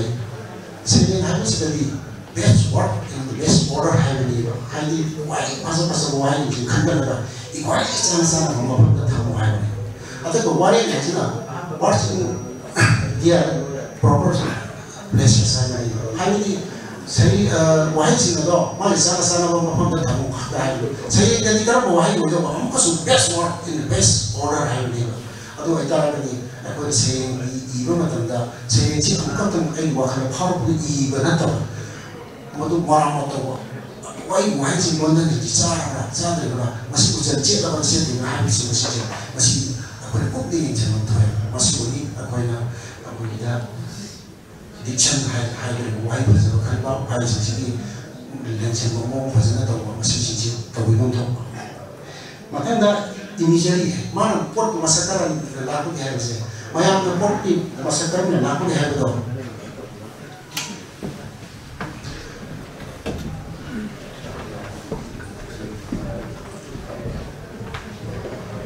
port di masyarakat laku di harus di matan dah saya cuma ida kita mana tahu kita ni ya apa ini mana ini apa yang semua hanya Tambihan aku ni, anumin na nung sundot tambah pa. Tambihan aku ni sila pa hana ko na hana buhay siya. Ay bala, adi stress na pa di ko to pa. Ay di buhay man mo man sa tayo. Tambihan so ko ni datin kay ay ma. Adi ko ni masunda. Sanjal di hana. Ano ka? Loibi ka ko una bala ay ma ng masay. Nung sundot kita. Loibi ka ko una bala ay lebih singkat, lebih keundangan berhari, atau lebih tak berhari. Ada lebih tak pergi masa cuma bagi misalnya dekat untuk berhari tu masih. Ada ini misalnya mana kita untuk nak ini orang saya hari ini terjadi masih. Ada macam dah. Figure of speech, apa di lontar pun tak ada. Aja sama bahkan di bosan jalan mana. Figure of speech saja masih apa na? Lo nama dah sih nama. Tongan ni device hanya kurang ada. Masuk je, banyak masih nama siapa yang kita ni. Masih mana tadi? Berada mana? Matung dah ibu dia jauh berada di mana? Tahu apa di mana sih boleh ada. Atau nomor boleh ada. Figure of speech kertas ada. Figure of speech ni apa dah kau ni? Malu dia awak ni masih personification tu. Personification harus kita dari guru apa kata aku nak kari masuk later orang nak terkena kari muda thawai pada orang masih apa ni guna kau orang sini nak ngomong sama personification kuda mana ada lecin dah lecin hanya asyik dah asyik bah nanti nak kau cakap dah kau hai ni nak kau cakap dah kau tak kau hai kau hai atau asyik bah asyik mama sama ni nanti aku ni dah cerita ngomong sama si bapak nak personification tu. Asal bapak personification ngomong saja, mari saya kita suka ibu panggil. Mana personification lagi. Lalu ada ubah lah sini tersebut kami pandang. Aduh ni mungkin nak orang masih bagaimana personification lagi. Namun lagi kita kami wanita. Hai, kami bahawa sehingga kita nak beli dasar tadi.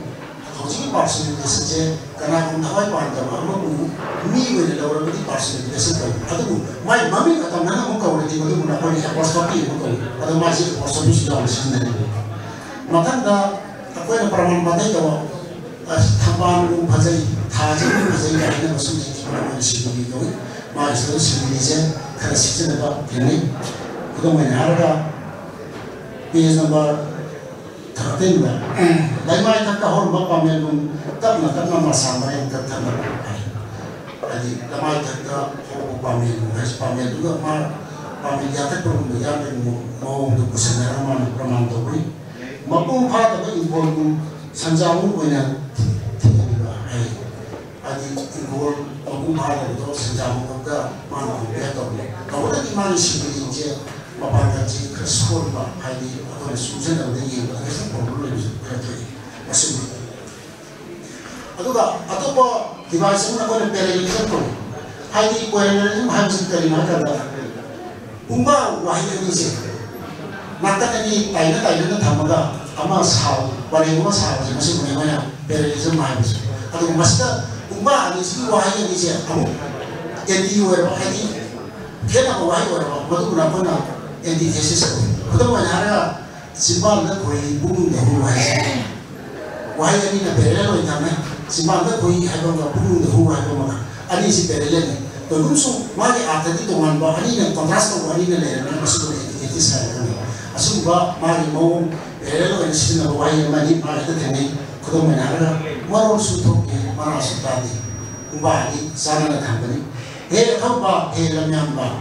우바니 사는 담보니 get oil to ma puma sana tamani or ya this is still oil ada masuk dari jauh masuk siapa di sini cita nama karam bedi ada simbol lain apa na karena mau pura masih atau pura masih lalu mau cila atau simbol simbol lain ada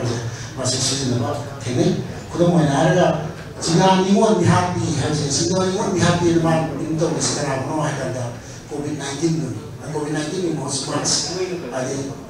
지나는 건 미합리하지 않습니다. 시골을 지나가다. 아수마이나 아버지 와이 많아 하고가 아로이보다 와이 그들이 아로이보다 많아 한다. 거기 엘렉트릭슨 해봐 뭐일 많아 보다 에소넨스 해봐 마시는가 아버지 디바이스인지 마시는지 무슨지 마시는 말이 시는 그런 말이 마땅히 어디 걸 비하로 스피스하지 되는 거 하지 이해가 아니 그런 말이 mau dekat saja dari mau tunda yang mai pada tahun mau beli yang mai saya je mai satu laba saya masuk tahu apa saya cincin apa pasar apa hanya kerja atau tasnya tadi mau masari mai batu mama polis tahu kalau tu mau di sini di kawan apa istilah sih mereka istilah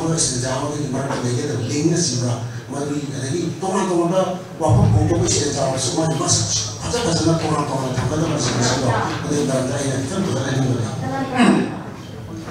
하거나 많이 세계지 지금 마음다 하이자버디 마사들을 세계 또 어떤 이 마음이 세계가 세계는 딱 바람을 해 세계들이 풍요하게 또 우리들은 많이 되거든요. 많이 세계가 몸이 돌고 세계 지금 바자는 게 아두가 많이 담는 것이죠. page number 15 dia awal mari dari mami tholi ba masa pa de tin hai ai serenji yang sangre te page ka tani patoga maya da tan jage masa pa de tin ikhang khangau da na pa shari yam ne yang na chat tung nei masa pa de tin do mayor lambi leina da sereni leina ma da til lam ne tu ri wari iri ba man hai na tu na ta masih mana mapanan is the explicit meaning ko. Atau mana dah implicit meaning hai na koina. Saya yang ini masih saya namanya. Mana dah yau mana kerja hari bang. Ikan kangau dah tu tanpa mama dah. Pasal yang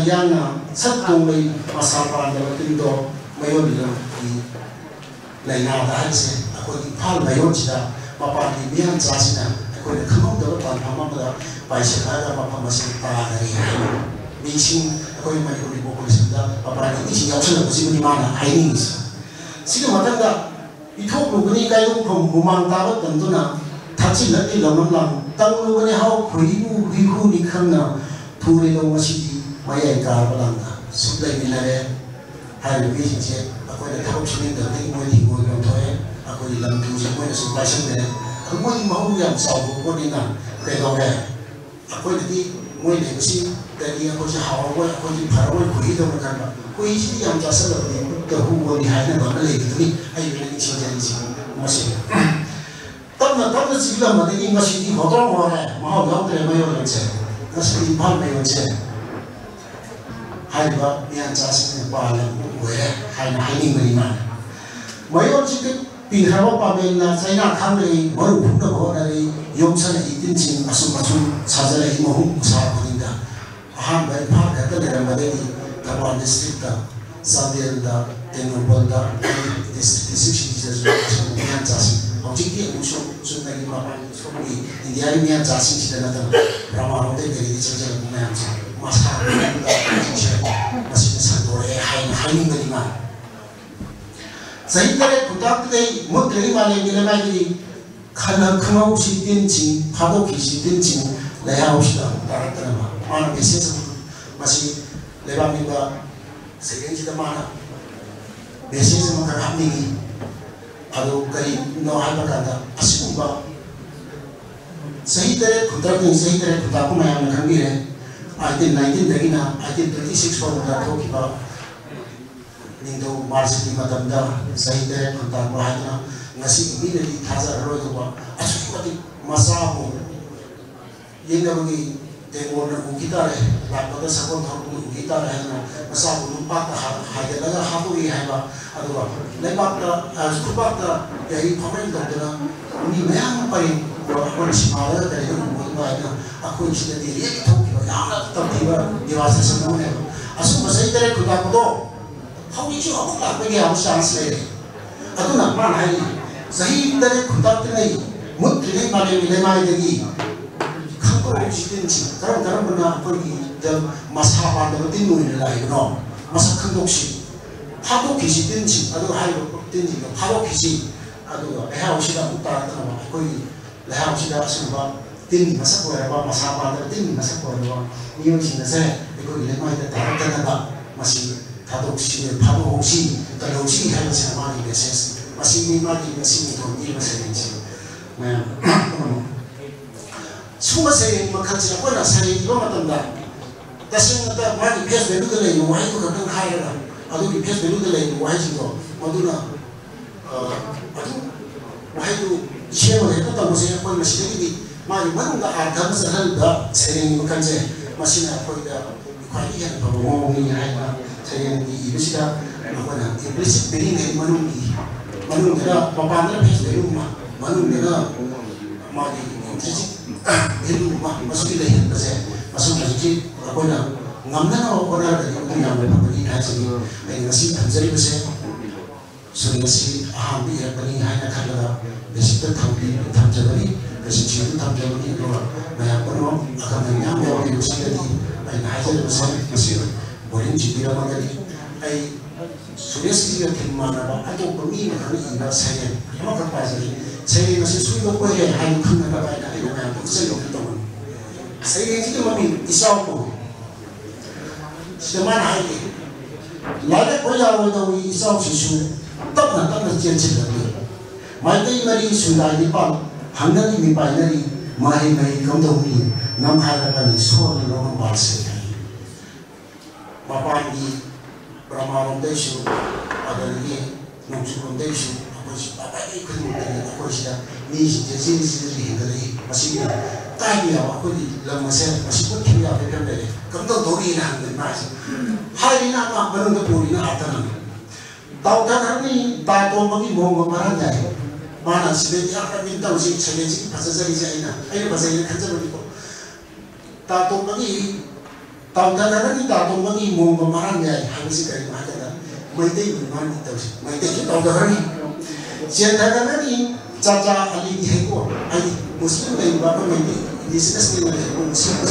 masih semua ada ni aduh iron yang kalau kerani iba ramthar iba ali sini tribe ni section tu aku di mana tahu sih aku ni sedekah sini kami ni ini muslim ni ini mereka ini tahu ni macam je masih macam je mapa ti la ko mi ni lo yu chu ni la ko ko tu ni na ni ha ni mai kan ko ma la ro ti ku ki kai ram thara isna ka be sa ama di na la o ya ko ki ni ya ko ti mai isna ko ki di smaina dai ko ma se mapa ti la be sin na lo sin ni ha ni mai sin ni ma na yi abang ko ja wari tai ko ni khabar ta pa ni sa to re yi chi ko yin de ye ari chaman kha ko to re ko ya ni wiri tali isa wari yang jadi sing wari je ko shen de bre le khabar ta pa ni ko te na ni kari na ni tema idai le na kari ke mu atu wa ba ni hana apri le tum kham dong si na mu law re ba ye tum mo da pa ko la ni ka mo ba ni o de bi tho re wari ni ya ma za ni law re ma na ai lấy bao nhiêu người nào cũng lấy một chiếc chảo đó mà thì với lại thì thấu thì là ở tu thì mới qua đi để mà sinh sản gì có giờ lấy cái đầu đó có thể hiện ra đi lấy đâu có được mà có gì làm gì hai bên đi mà sinh học gì rồi mong quay mong quay mà quay abang cũng giàu có làm gì lấy một phiên gì là sinh cái gì abang đó mong lấy đấy suy nghĩ hay gì anh hay gì mà manung de puri na ama adu mapanda hai na ama masi se ni mazata masuni se ni je masi de ko na thar thawa na no se adu na mo da serious na su mata se ni ko mata da ai pe su kunje da ni ha de ni ho ta adu ni be ba ni ha ko ra su ai shi na kan ko ni mo ra i ni ba na bara ha de ni ai na kan ja adu se po la si ti ai positive ha na de se ni 한번 본 건 아니고 뭐 이런 해보고 가보고 이런 건 간절히 많이 빅저 드라마적으로 이미지인지 파워 아니 드라마이 이거 하는 생각인지 아도 많이 디천도 되게 또 좀 들었다 보니까 그러지 아도 그래서 하다나 부치는 참 힘들어하는 생각이 이비라고 보이기서 아도 왜냐면 마시 그런 거 무슨 도움이 시다 빵들 와이나 되는 거 하는 lain bukan kita cerita bahwa itu kita beriba dengan musuh arwahnya untuk bekerja. Jadi sama-sama nanti editor koridor yang kembali jumpa dari si beranda yang kembali jumpa kami pada tunda kalau ada apa ayah kayak apa dah yang pun ini lusi mana dah mungkin baca kalau dalam sini kita dah bukan ada apa mengelak mengyam fungsi apa dia anak tak kerja. Makasarap program masih penhana terjadi program tadi kita cenderung jalan bagi honorable MLA show yang mana waktu kita terjadi mana itu mata negara kita dan dari segi ini atau ani show bagi baca rajian kerja bersih atau bagi akan mengatakan program ini benar-benar mereka yang terjadi program ini cenderung jalan masih special guest election video Professor Rajendra Jamba, convener Manipuri Language Advisory Board, Sahitya Academy New Delhi, special guest ke perform kerana tampil dalam nak kerja. Ini bah, kuaitara election video bah, kerana mapuhan mengetahui ko kerana kurang jadi, kerana nasi kisah biasa election video bah, hakim mana yang berkerja. Sri Honorable Sam Kumar, Honorable MLA, Andro Constituency, Chairman Tourism Corporation, Babana Manipur, Ushuai Kaikunaka, Tanjari, and the Rajendra Mundran Vice President, and Bukambanu Saitamur Bukam Library, Rabusu, a Uchari Lorena. Masih so honorable election bureau chairman Sinho, chairperson and legislative committee Andro JP Amadi, Dr. Kiran Kumar Sinho, assistant professor DM University Commerce, Namokusui Kaikun masih Suresh Kundo bagi direct university data kayak suyau untuk kita Semaina mahaki thora masjid ay au pengabi berse yang nuaise. Ekoina Suresh Kuno mana ibiri balai sigi maram dari ekoi mangda tambi kiba dana yang ada naik bigre. Suresh Kuno bamsi ekoina masih mahakna Only iba mahaki lai kasi hojiti Manipuri site ki lai kong na mahana sara matharam yan ekoi logo yai ekoi na ubire kangbire achoba phaitomda hore iba pami sing se ihal hanba matam dadi machi da marumda hana sara na sema matani adumba machi da marumda sanamba chara aduna achoba phaitomda ongkok peragan reda peragan reda madugi prajabasing ado ekoi na ku adumda Suresh na mahagna anda kapten na mahag sahi kaya ki mamang dagi heavy duna mahag isa duna mahag kachin duna mahag thamoy dagi power pa thamoy ihul kaya sayang ki art form da art topi duna nasi pondok pa sa yang mo koi miyam na yang haraw tayam na kontoy Mamang da ho riba, nay riba, achok choba kabi, achok choba writer, achok choba novelist, mayam sing asi ahan ba the head thol ko matam da ay koi mayam ki mitmang na song thor panati, song thor panati, asum na yam na pik na yam na pik sale kum na haura kamre da mahag na puthok sa iba site ki Polam serengi art serengi kala asina Manipuri sahitya dan karam hau krai hobo hom kalak peya wage hai badadi hayem turun tam tam kan adagu mangonda leizeri ba serengi kala asibu sangat pada mangonda jauge mabun khare ko bufangi man haizeri ba masenda masa panda batin yang metaphoric koi na yang metaphor ni mana sinis metaphor ni mas simile ni symbol mana masapa da tin si mana meaning tori besikar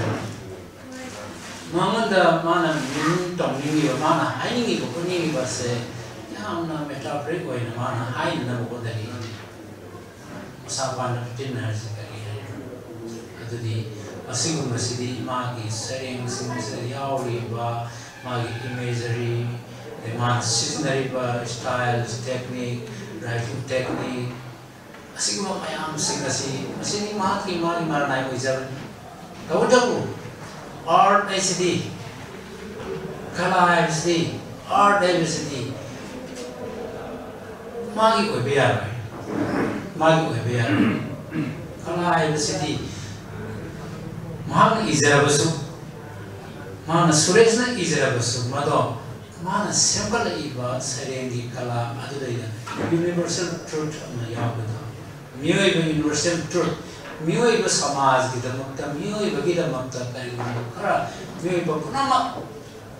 Not only the Meiteis, not only the Manipuris. Ay koi gapta ki oi biya. Kala isdi ek simple akmo madam da, mado miyo iba zati ki oi da. Universal truth yaw badalne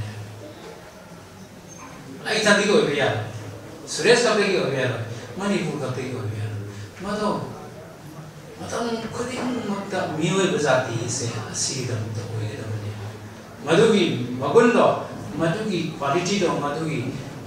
matik maya ki yaw do tardi Suresh ma kabi hoye badagi sere ki badagi mai jira ko hoye damne adu hosimokchi Maki thola badagani ekoi maki maramda asina chumi asina phajai asina phajade asina do tawi high ministry musina se masigi ekoi gi mak matak ekoi wahi ma ba hain na logi mati matam ya mali adu ngai jeri bari Suresh na asigum ba Manipur 사회적이더라잖아. 미역의 사태이기도막다 마기 보는다 파우와 와칼기 이홀 망온다 방학과 뜨거운가 라이프 experience 마야마 마기 세경이 퍼포먼스이다 그걸 담았더나 kasi mahal ko sa basa mo si Ikwaniang araw-araw na taram-taram mo ito punamagkurum na. Tagajali Professor Rajendra Jamba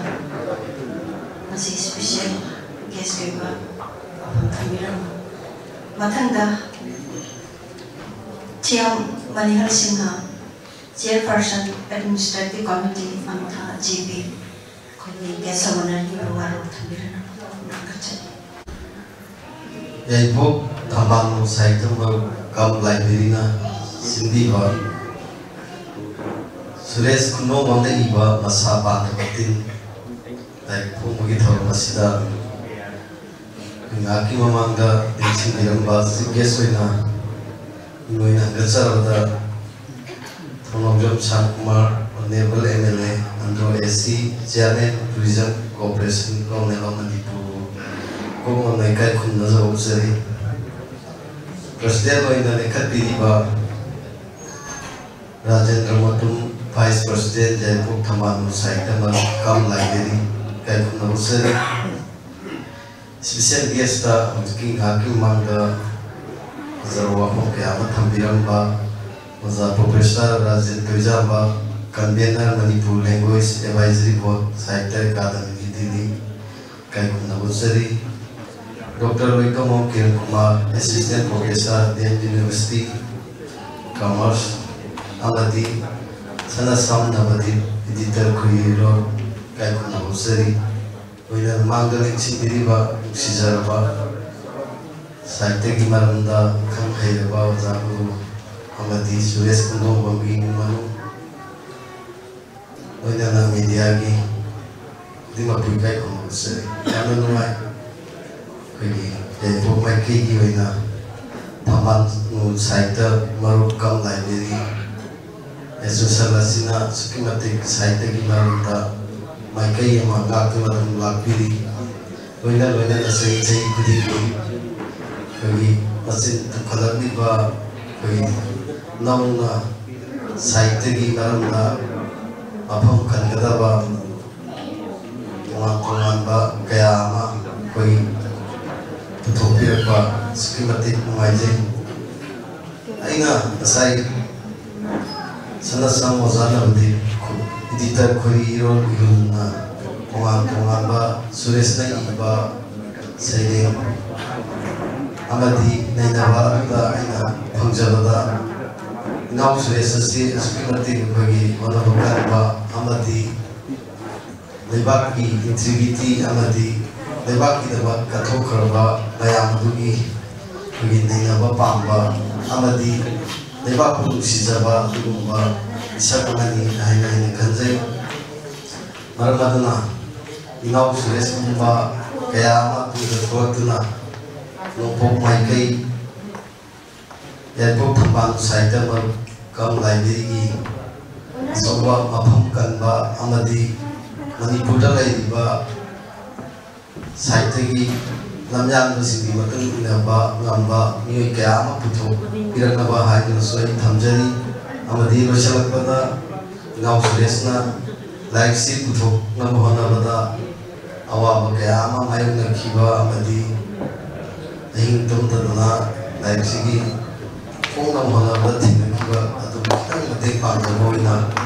Ahing Balisika Thamjaramaga Ahing Jadi Chairman Yang Singha Chairperson Administrative Committee Amta GB Chauna Mating Supang Bilang Yang Masih Lagi Pembasada Jadi Matanda Koi Ani Shuba Kesha Wana Mating Simbiriba Dr. Loikamo Kiran Kumar Singha Assistant Professor DM University Commerce Ofangatan Tambilan Jadi Nasi Gesu Nova Jaipur Thamban Sahitya Maruk Kam Library na Sindhi ba Suresh Kundong Mamda Ibiba Masa Panda Batin 하이바 세링 나리가시 콩데 토론다 텐신드리바 과이품노고 고먼저리 나이스 빌레팅 어비런바 스피치 게스 리포몽난 텐신드리런바 민으로 번저라바다 타마분 상쿠마 오늘도 MLA 안드로에시 고먼저리 Nasi Presiden Fambang Langgalek Sinduriba Kota Rajendra Mutum Vice President Tambang Saitya Maruf Kam Library Kokmonjeri Dengan Oza Kagi Ini Anasu yang Kangaba Oza Kagi Soas Ane Profesor Rajendra Isamba Manipur Gidi Taseng na Manipur da Koi Iye Basumang Kumai Kaya Masu Koi Oza Ni Kuta Gi Tolok Kaya Masu Lai Bani Mayam Kangbi Busuyaram Bani Kanje Dengan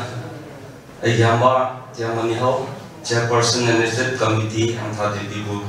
Kumanjari Dengan Asigum Lava Sering Lari Asigi Maramda Yamno Chumna Kumayamda Sering Habasidabu Paba Kudim Banga Manum Kadimu Hekta Kangusu Yada Manedu Koja Kayam Explain to Biramba Ming Lecturer Sana Samna Badi Editor Corridor Kumanjari Dengan Manggaling Sindriba Anubama Dira Podagi London Kadagi Lapiriba Media Chilina Sing Anubadagi Hagatare Lam Nagila Vachina Puno Saiko Manjari Tasina Nasi Sundava Saving like Pumusida Saving Ski Matanga Saying Matanga Di Tuduna Aina Kresu Conservan City Tobo Aina Hygienic Body Suresh Kundongam Haibayama Hawariba, writers in Anasi, Kumayamanda, selling Humpugama and Butura Lake, wait, Soibalamba, Hello City, how would I Soibalanda is the Kardiabutabani, Yazu Suwesnu, in the Kandabatunda, and Nova, City Hena, Marichuma Kayama, Butura Poisinu, Maramaduna Hamamakadai, Suresh Kundongombo. I congratulate us again, Hadachari, Yamana Honabe Kumale. Sering lagi saya kuisin langsing, abi bersina tu, abi dom male, 2008 tadi ibu sering yauri, 2008 tadi ibu sering yauri, 9 tadi ibu yauri tu mana, sering ibu itu pun matang tu jangan mana ibu benih nak kenjarakan, sumana asuk sangat lama macam saya, 2008 tadi na hausi, 2024 bolda, jadi it's cahi yang muda saya tarah kemari, si mana yang mana pun kenjarak tu na, nasi Memang sumana sering narik segi matangga wahai kambada kui ngasai kita emosional oi mo mama uci bodo madumari mana tinggal pak wa bodo oi mana yang kanji cuma lakar pun sih tu toba mak natuna stress natuna toba writer kayak apa tu na aku sudah tinggal bodo ni wari lari tahu bro ili sama ni mahal bahaya wari siapa nong tobong kunjungan ni iba tu macam ni sih nak tu meri cuma Pajak sering, hubungan apa tu pun pajak sering, orang yang orang masih luar tu kan, maksud, mai paku usnu, hai ba, ai wis bicara kan, umno buat bukan naik kurang jadi, thank you. Terjadi, Dr. Pertomo Kiran Kumar Singh, Assistant Professor, Diam University, Commerce, yang nanti lepas itu macam apa, macam apa, nama lokal iba sinda, yang kita pernah buat tampilan terjadi. Kalau makanya saya zamannya masih Presiden di Pampang dan Sindiriba, Rajendra Mutum Vice President, dan waktu baru saya temu kami dari Presiden di Pampang tampilan rumah baca. Masih ya itu sama saya temu kami library ini memang mau beriba.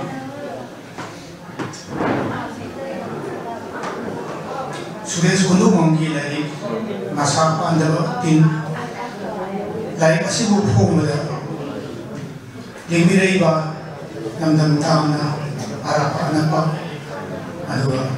Saidabu Mushiba, Saidabu, Yukaru Pamiba, Aiba, Amasumaibi, Loena, Sudas Kotomongi, Imuman, Sienzo, Hanabiba, Paibunama, Ahamakadibu, Munjai. Matanda si Gweski Ambam Namle Chindiraba Kaya Guzaiba Tawang Sanguma Ojina Daitagi Nibitaba Professor Rajan Tujanga, Convener Manipuri Language Advisory Board, Sahitya Academy New Delhi, aduga Guest of Honor ki Habum Nanga, Nishimbi Yamanel, Chairperson Administrative Committee Mantaji P. Dr. Bertongum Kiran Kumar Singha, Assistant Professor in University Commerce. Amasung nasigi laik asibu masakta pada mingkina subaina asakta pirma tone kai komzeri ba sansan nabali editor korio kuno usu kai kuno usari loena angsalasi mayam kushalawina lembi kiba kayam siyore hatang hoa na kami na raga sa pagsasolusyon na ba yan tulad solusyon na bagi karama itong mga nasari ay sana sumang sa kami masigi bagi lady ba korilyo nilamda akamay kaya mo sa yawin kwati mamu ribadi bagi lady ba laik sini mereka segi naik laik besi masih pagi bagi masing si apa tangi, ati koi kayak punya sesuai masa langkoi wari, ati laik makal singgi, pagi dua yang mana kain laik, aduh segi laik tadi kara koi masih pagi na bagi masing si kawat bagum tahu, aduh koi saya tu baru segi member moina nahawa aiba ekoi Surya Kundo Motoreba Magi lain kasi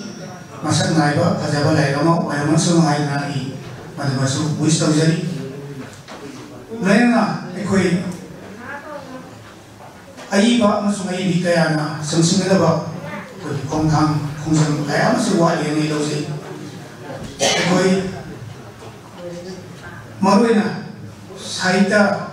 ako di koridor ilang sinita ako na samsalay ba saknay ba ano sungsangay kaya manimuda ko ito kare ano naawari ba ay ba ano sumay bising naulhuli ba si ako makoy yoga pa ako sabi pa si tamay pada nasang ano na ako siguro ba naawari ba yung sinasibu ako punna kung kawas si Haiwa kung si Tanzania mayami ito. Presidential speech tamjakhawa tomasida kaini ngasai kokachaba dugi manunda makhalewi ena dabiri na aiba kimai kene ni duga sinjalam jari dusin makene stage saksida na kapiraga jaba khudaro dam jadone kai khunda bucha bita chakaro kapiraga ni okendra khundombo Kundong sesada tangani kapiraga ni loina Masih iba na amati sinjalan jadi bersina ikai kondo cerita cahaya musik masih iba sures kondo mona jambaleng yang pia maya jadana ikai kondo jadi kakek jadi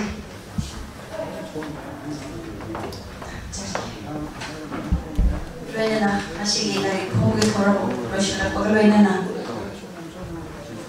Dari kasi kung pada mapung hawa thorong mo hindi na bagi dama hawade gina may mapawa wana ning simbi na mapung hawa thorong hindi ba hindi ra ba puno mapu thaga chabagi waro thamila na bagi dama ta question jagi kai usul awang kai ni masama show ibini writer ni question jagi may anda thaga waro bibira na ba laprapam ibem jate Ucul awal lekai. Ya ibu tambahan satu makam library. Sida lagi phone bagi thorong sida Surya Kundo bagi masa pandra tin 하이브 라이 폼버기 토로마시다 마에 담을 러비리바 통남 시 BSP 탐험랑을 신비름바 마사마 링비람바 통남 상구마 원래는 MLA 안도 ACNCM Tourism Corporation Government of Manipur 하이바 안도 원래는 MLAC 타박 아신 바다이다기 마치 링비 카바 아두부수 꼭 나는 검자리 이까이 서로 검자리 로이나나 President Rajendra Motum Vice President Yaipok Thambanu Saitama Kam Library and Assistant Guest Professor Rajan Tujamba Governor Convener Manipuri Language Advisory Board Scientific Academy Beauty Amadi Guest of Honor Thiam Mandaran Singh the Chairperson Administrative Committee Antha Loinana Dr. Loitong Kiran Kumar Singh Assistant Professor DM University Commerce and Science Samyavadi Editor Curriculum Haiba Mayai Tangon Lobiba Ojas Ikai Kunawaga Loinana Kumanu Kumjani Loinana Serious Kundong Mangi Larik Masapan Rabat Tin Haiba Larik Asipong Aikoi Manipur Press Club Loktak Port Asibu Pibi na Lai Pongbagi Ayaba Pibi Bagida Mata Aina Tudo Hindona Nungai Pondok Seri Haram Pondok Seri Loitana Mangdane Simbiba Saitagi Look Kaya Dagi Tongan Lempi Piba Ozasim Amadi Press Tagi Lempi Rapa Sinau Amadi Mangdane Simbiba Maluk Mapa Adagi Isi San Sinau Punama Pusu Aina Ikai Kunawa Uzali Aina Masidi Sures Punumaki Masapan Rabatin Haibisi Lari Masidi Pombagi Toro Masida Akwai Haubodagina Noibo Hawa Lembidana Laibi Bagida Mata Aina Masibu Dinucho Ikai Kunawa Uzali Toyo Hindona Nomayo Pondok Seri Adago Punama Pusu Aina Aroi Buana Masidi Lai Pombagi Toro Masida Lembidana Ninkam Thalia Sida Madam Zan Lembiratana Lapi Bagida Mata Aina Toyo Hindona Masidi Masida Nomayo Pondok Seri Ashi Hairana Aini Madam Masida Tensin Lembi Bapuna Mopo, Tanaja Giwalo, Kamato Sidadi, Equina Sitaba, Zapa, Zata Kata, Asibu Miraga, Asila, Jogo, Madame Silusin, and Promo Tanaja.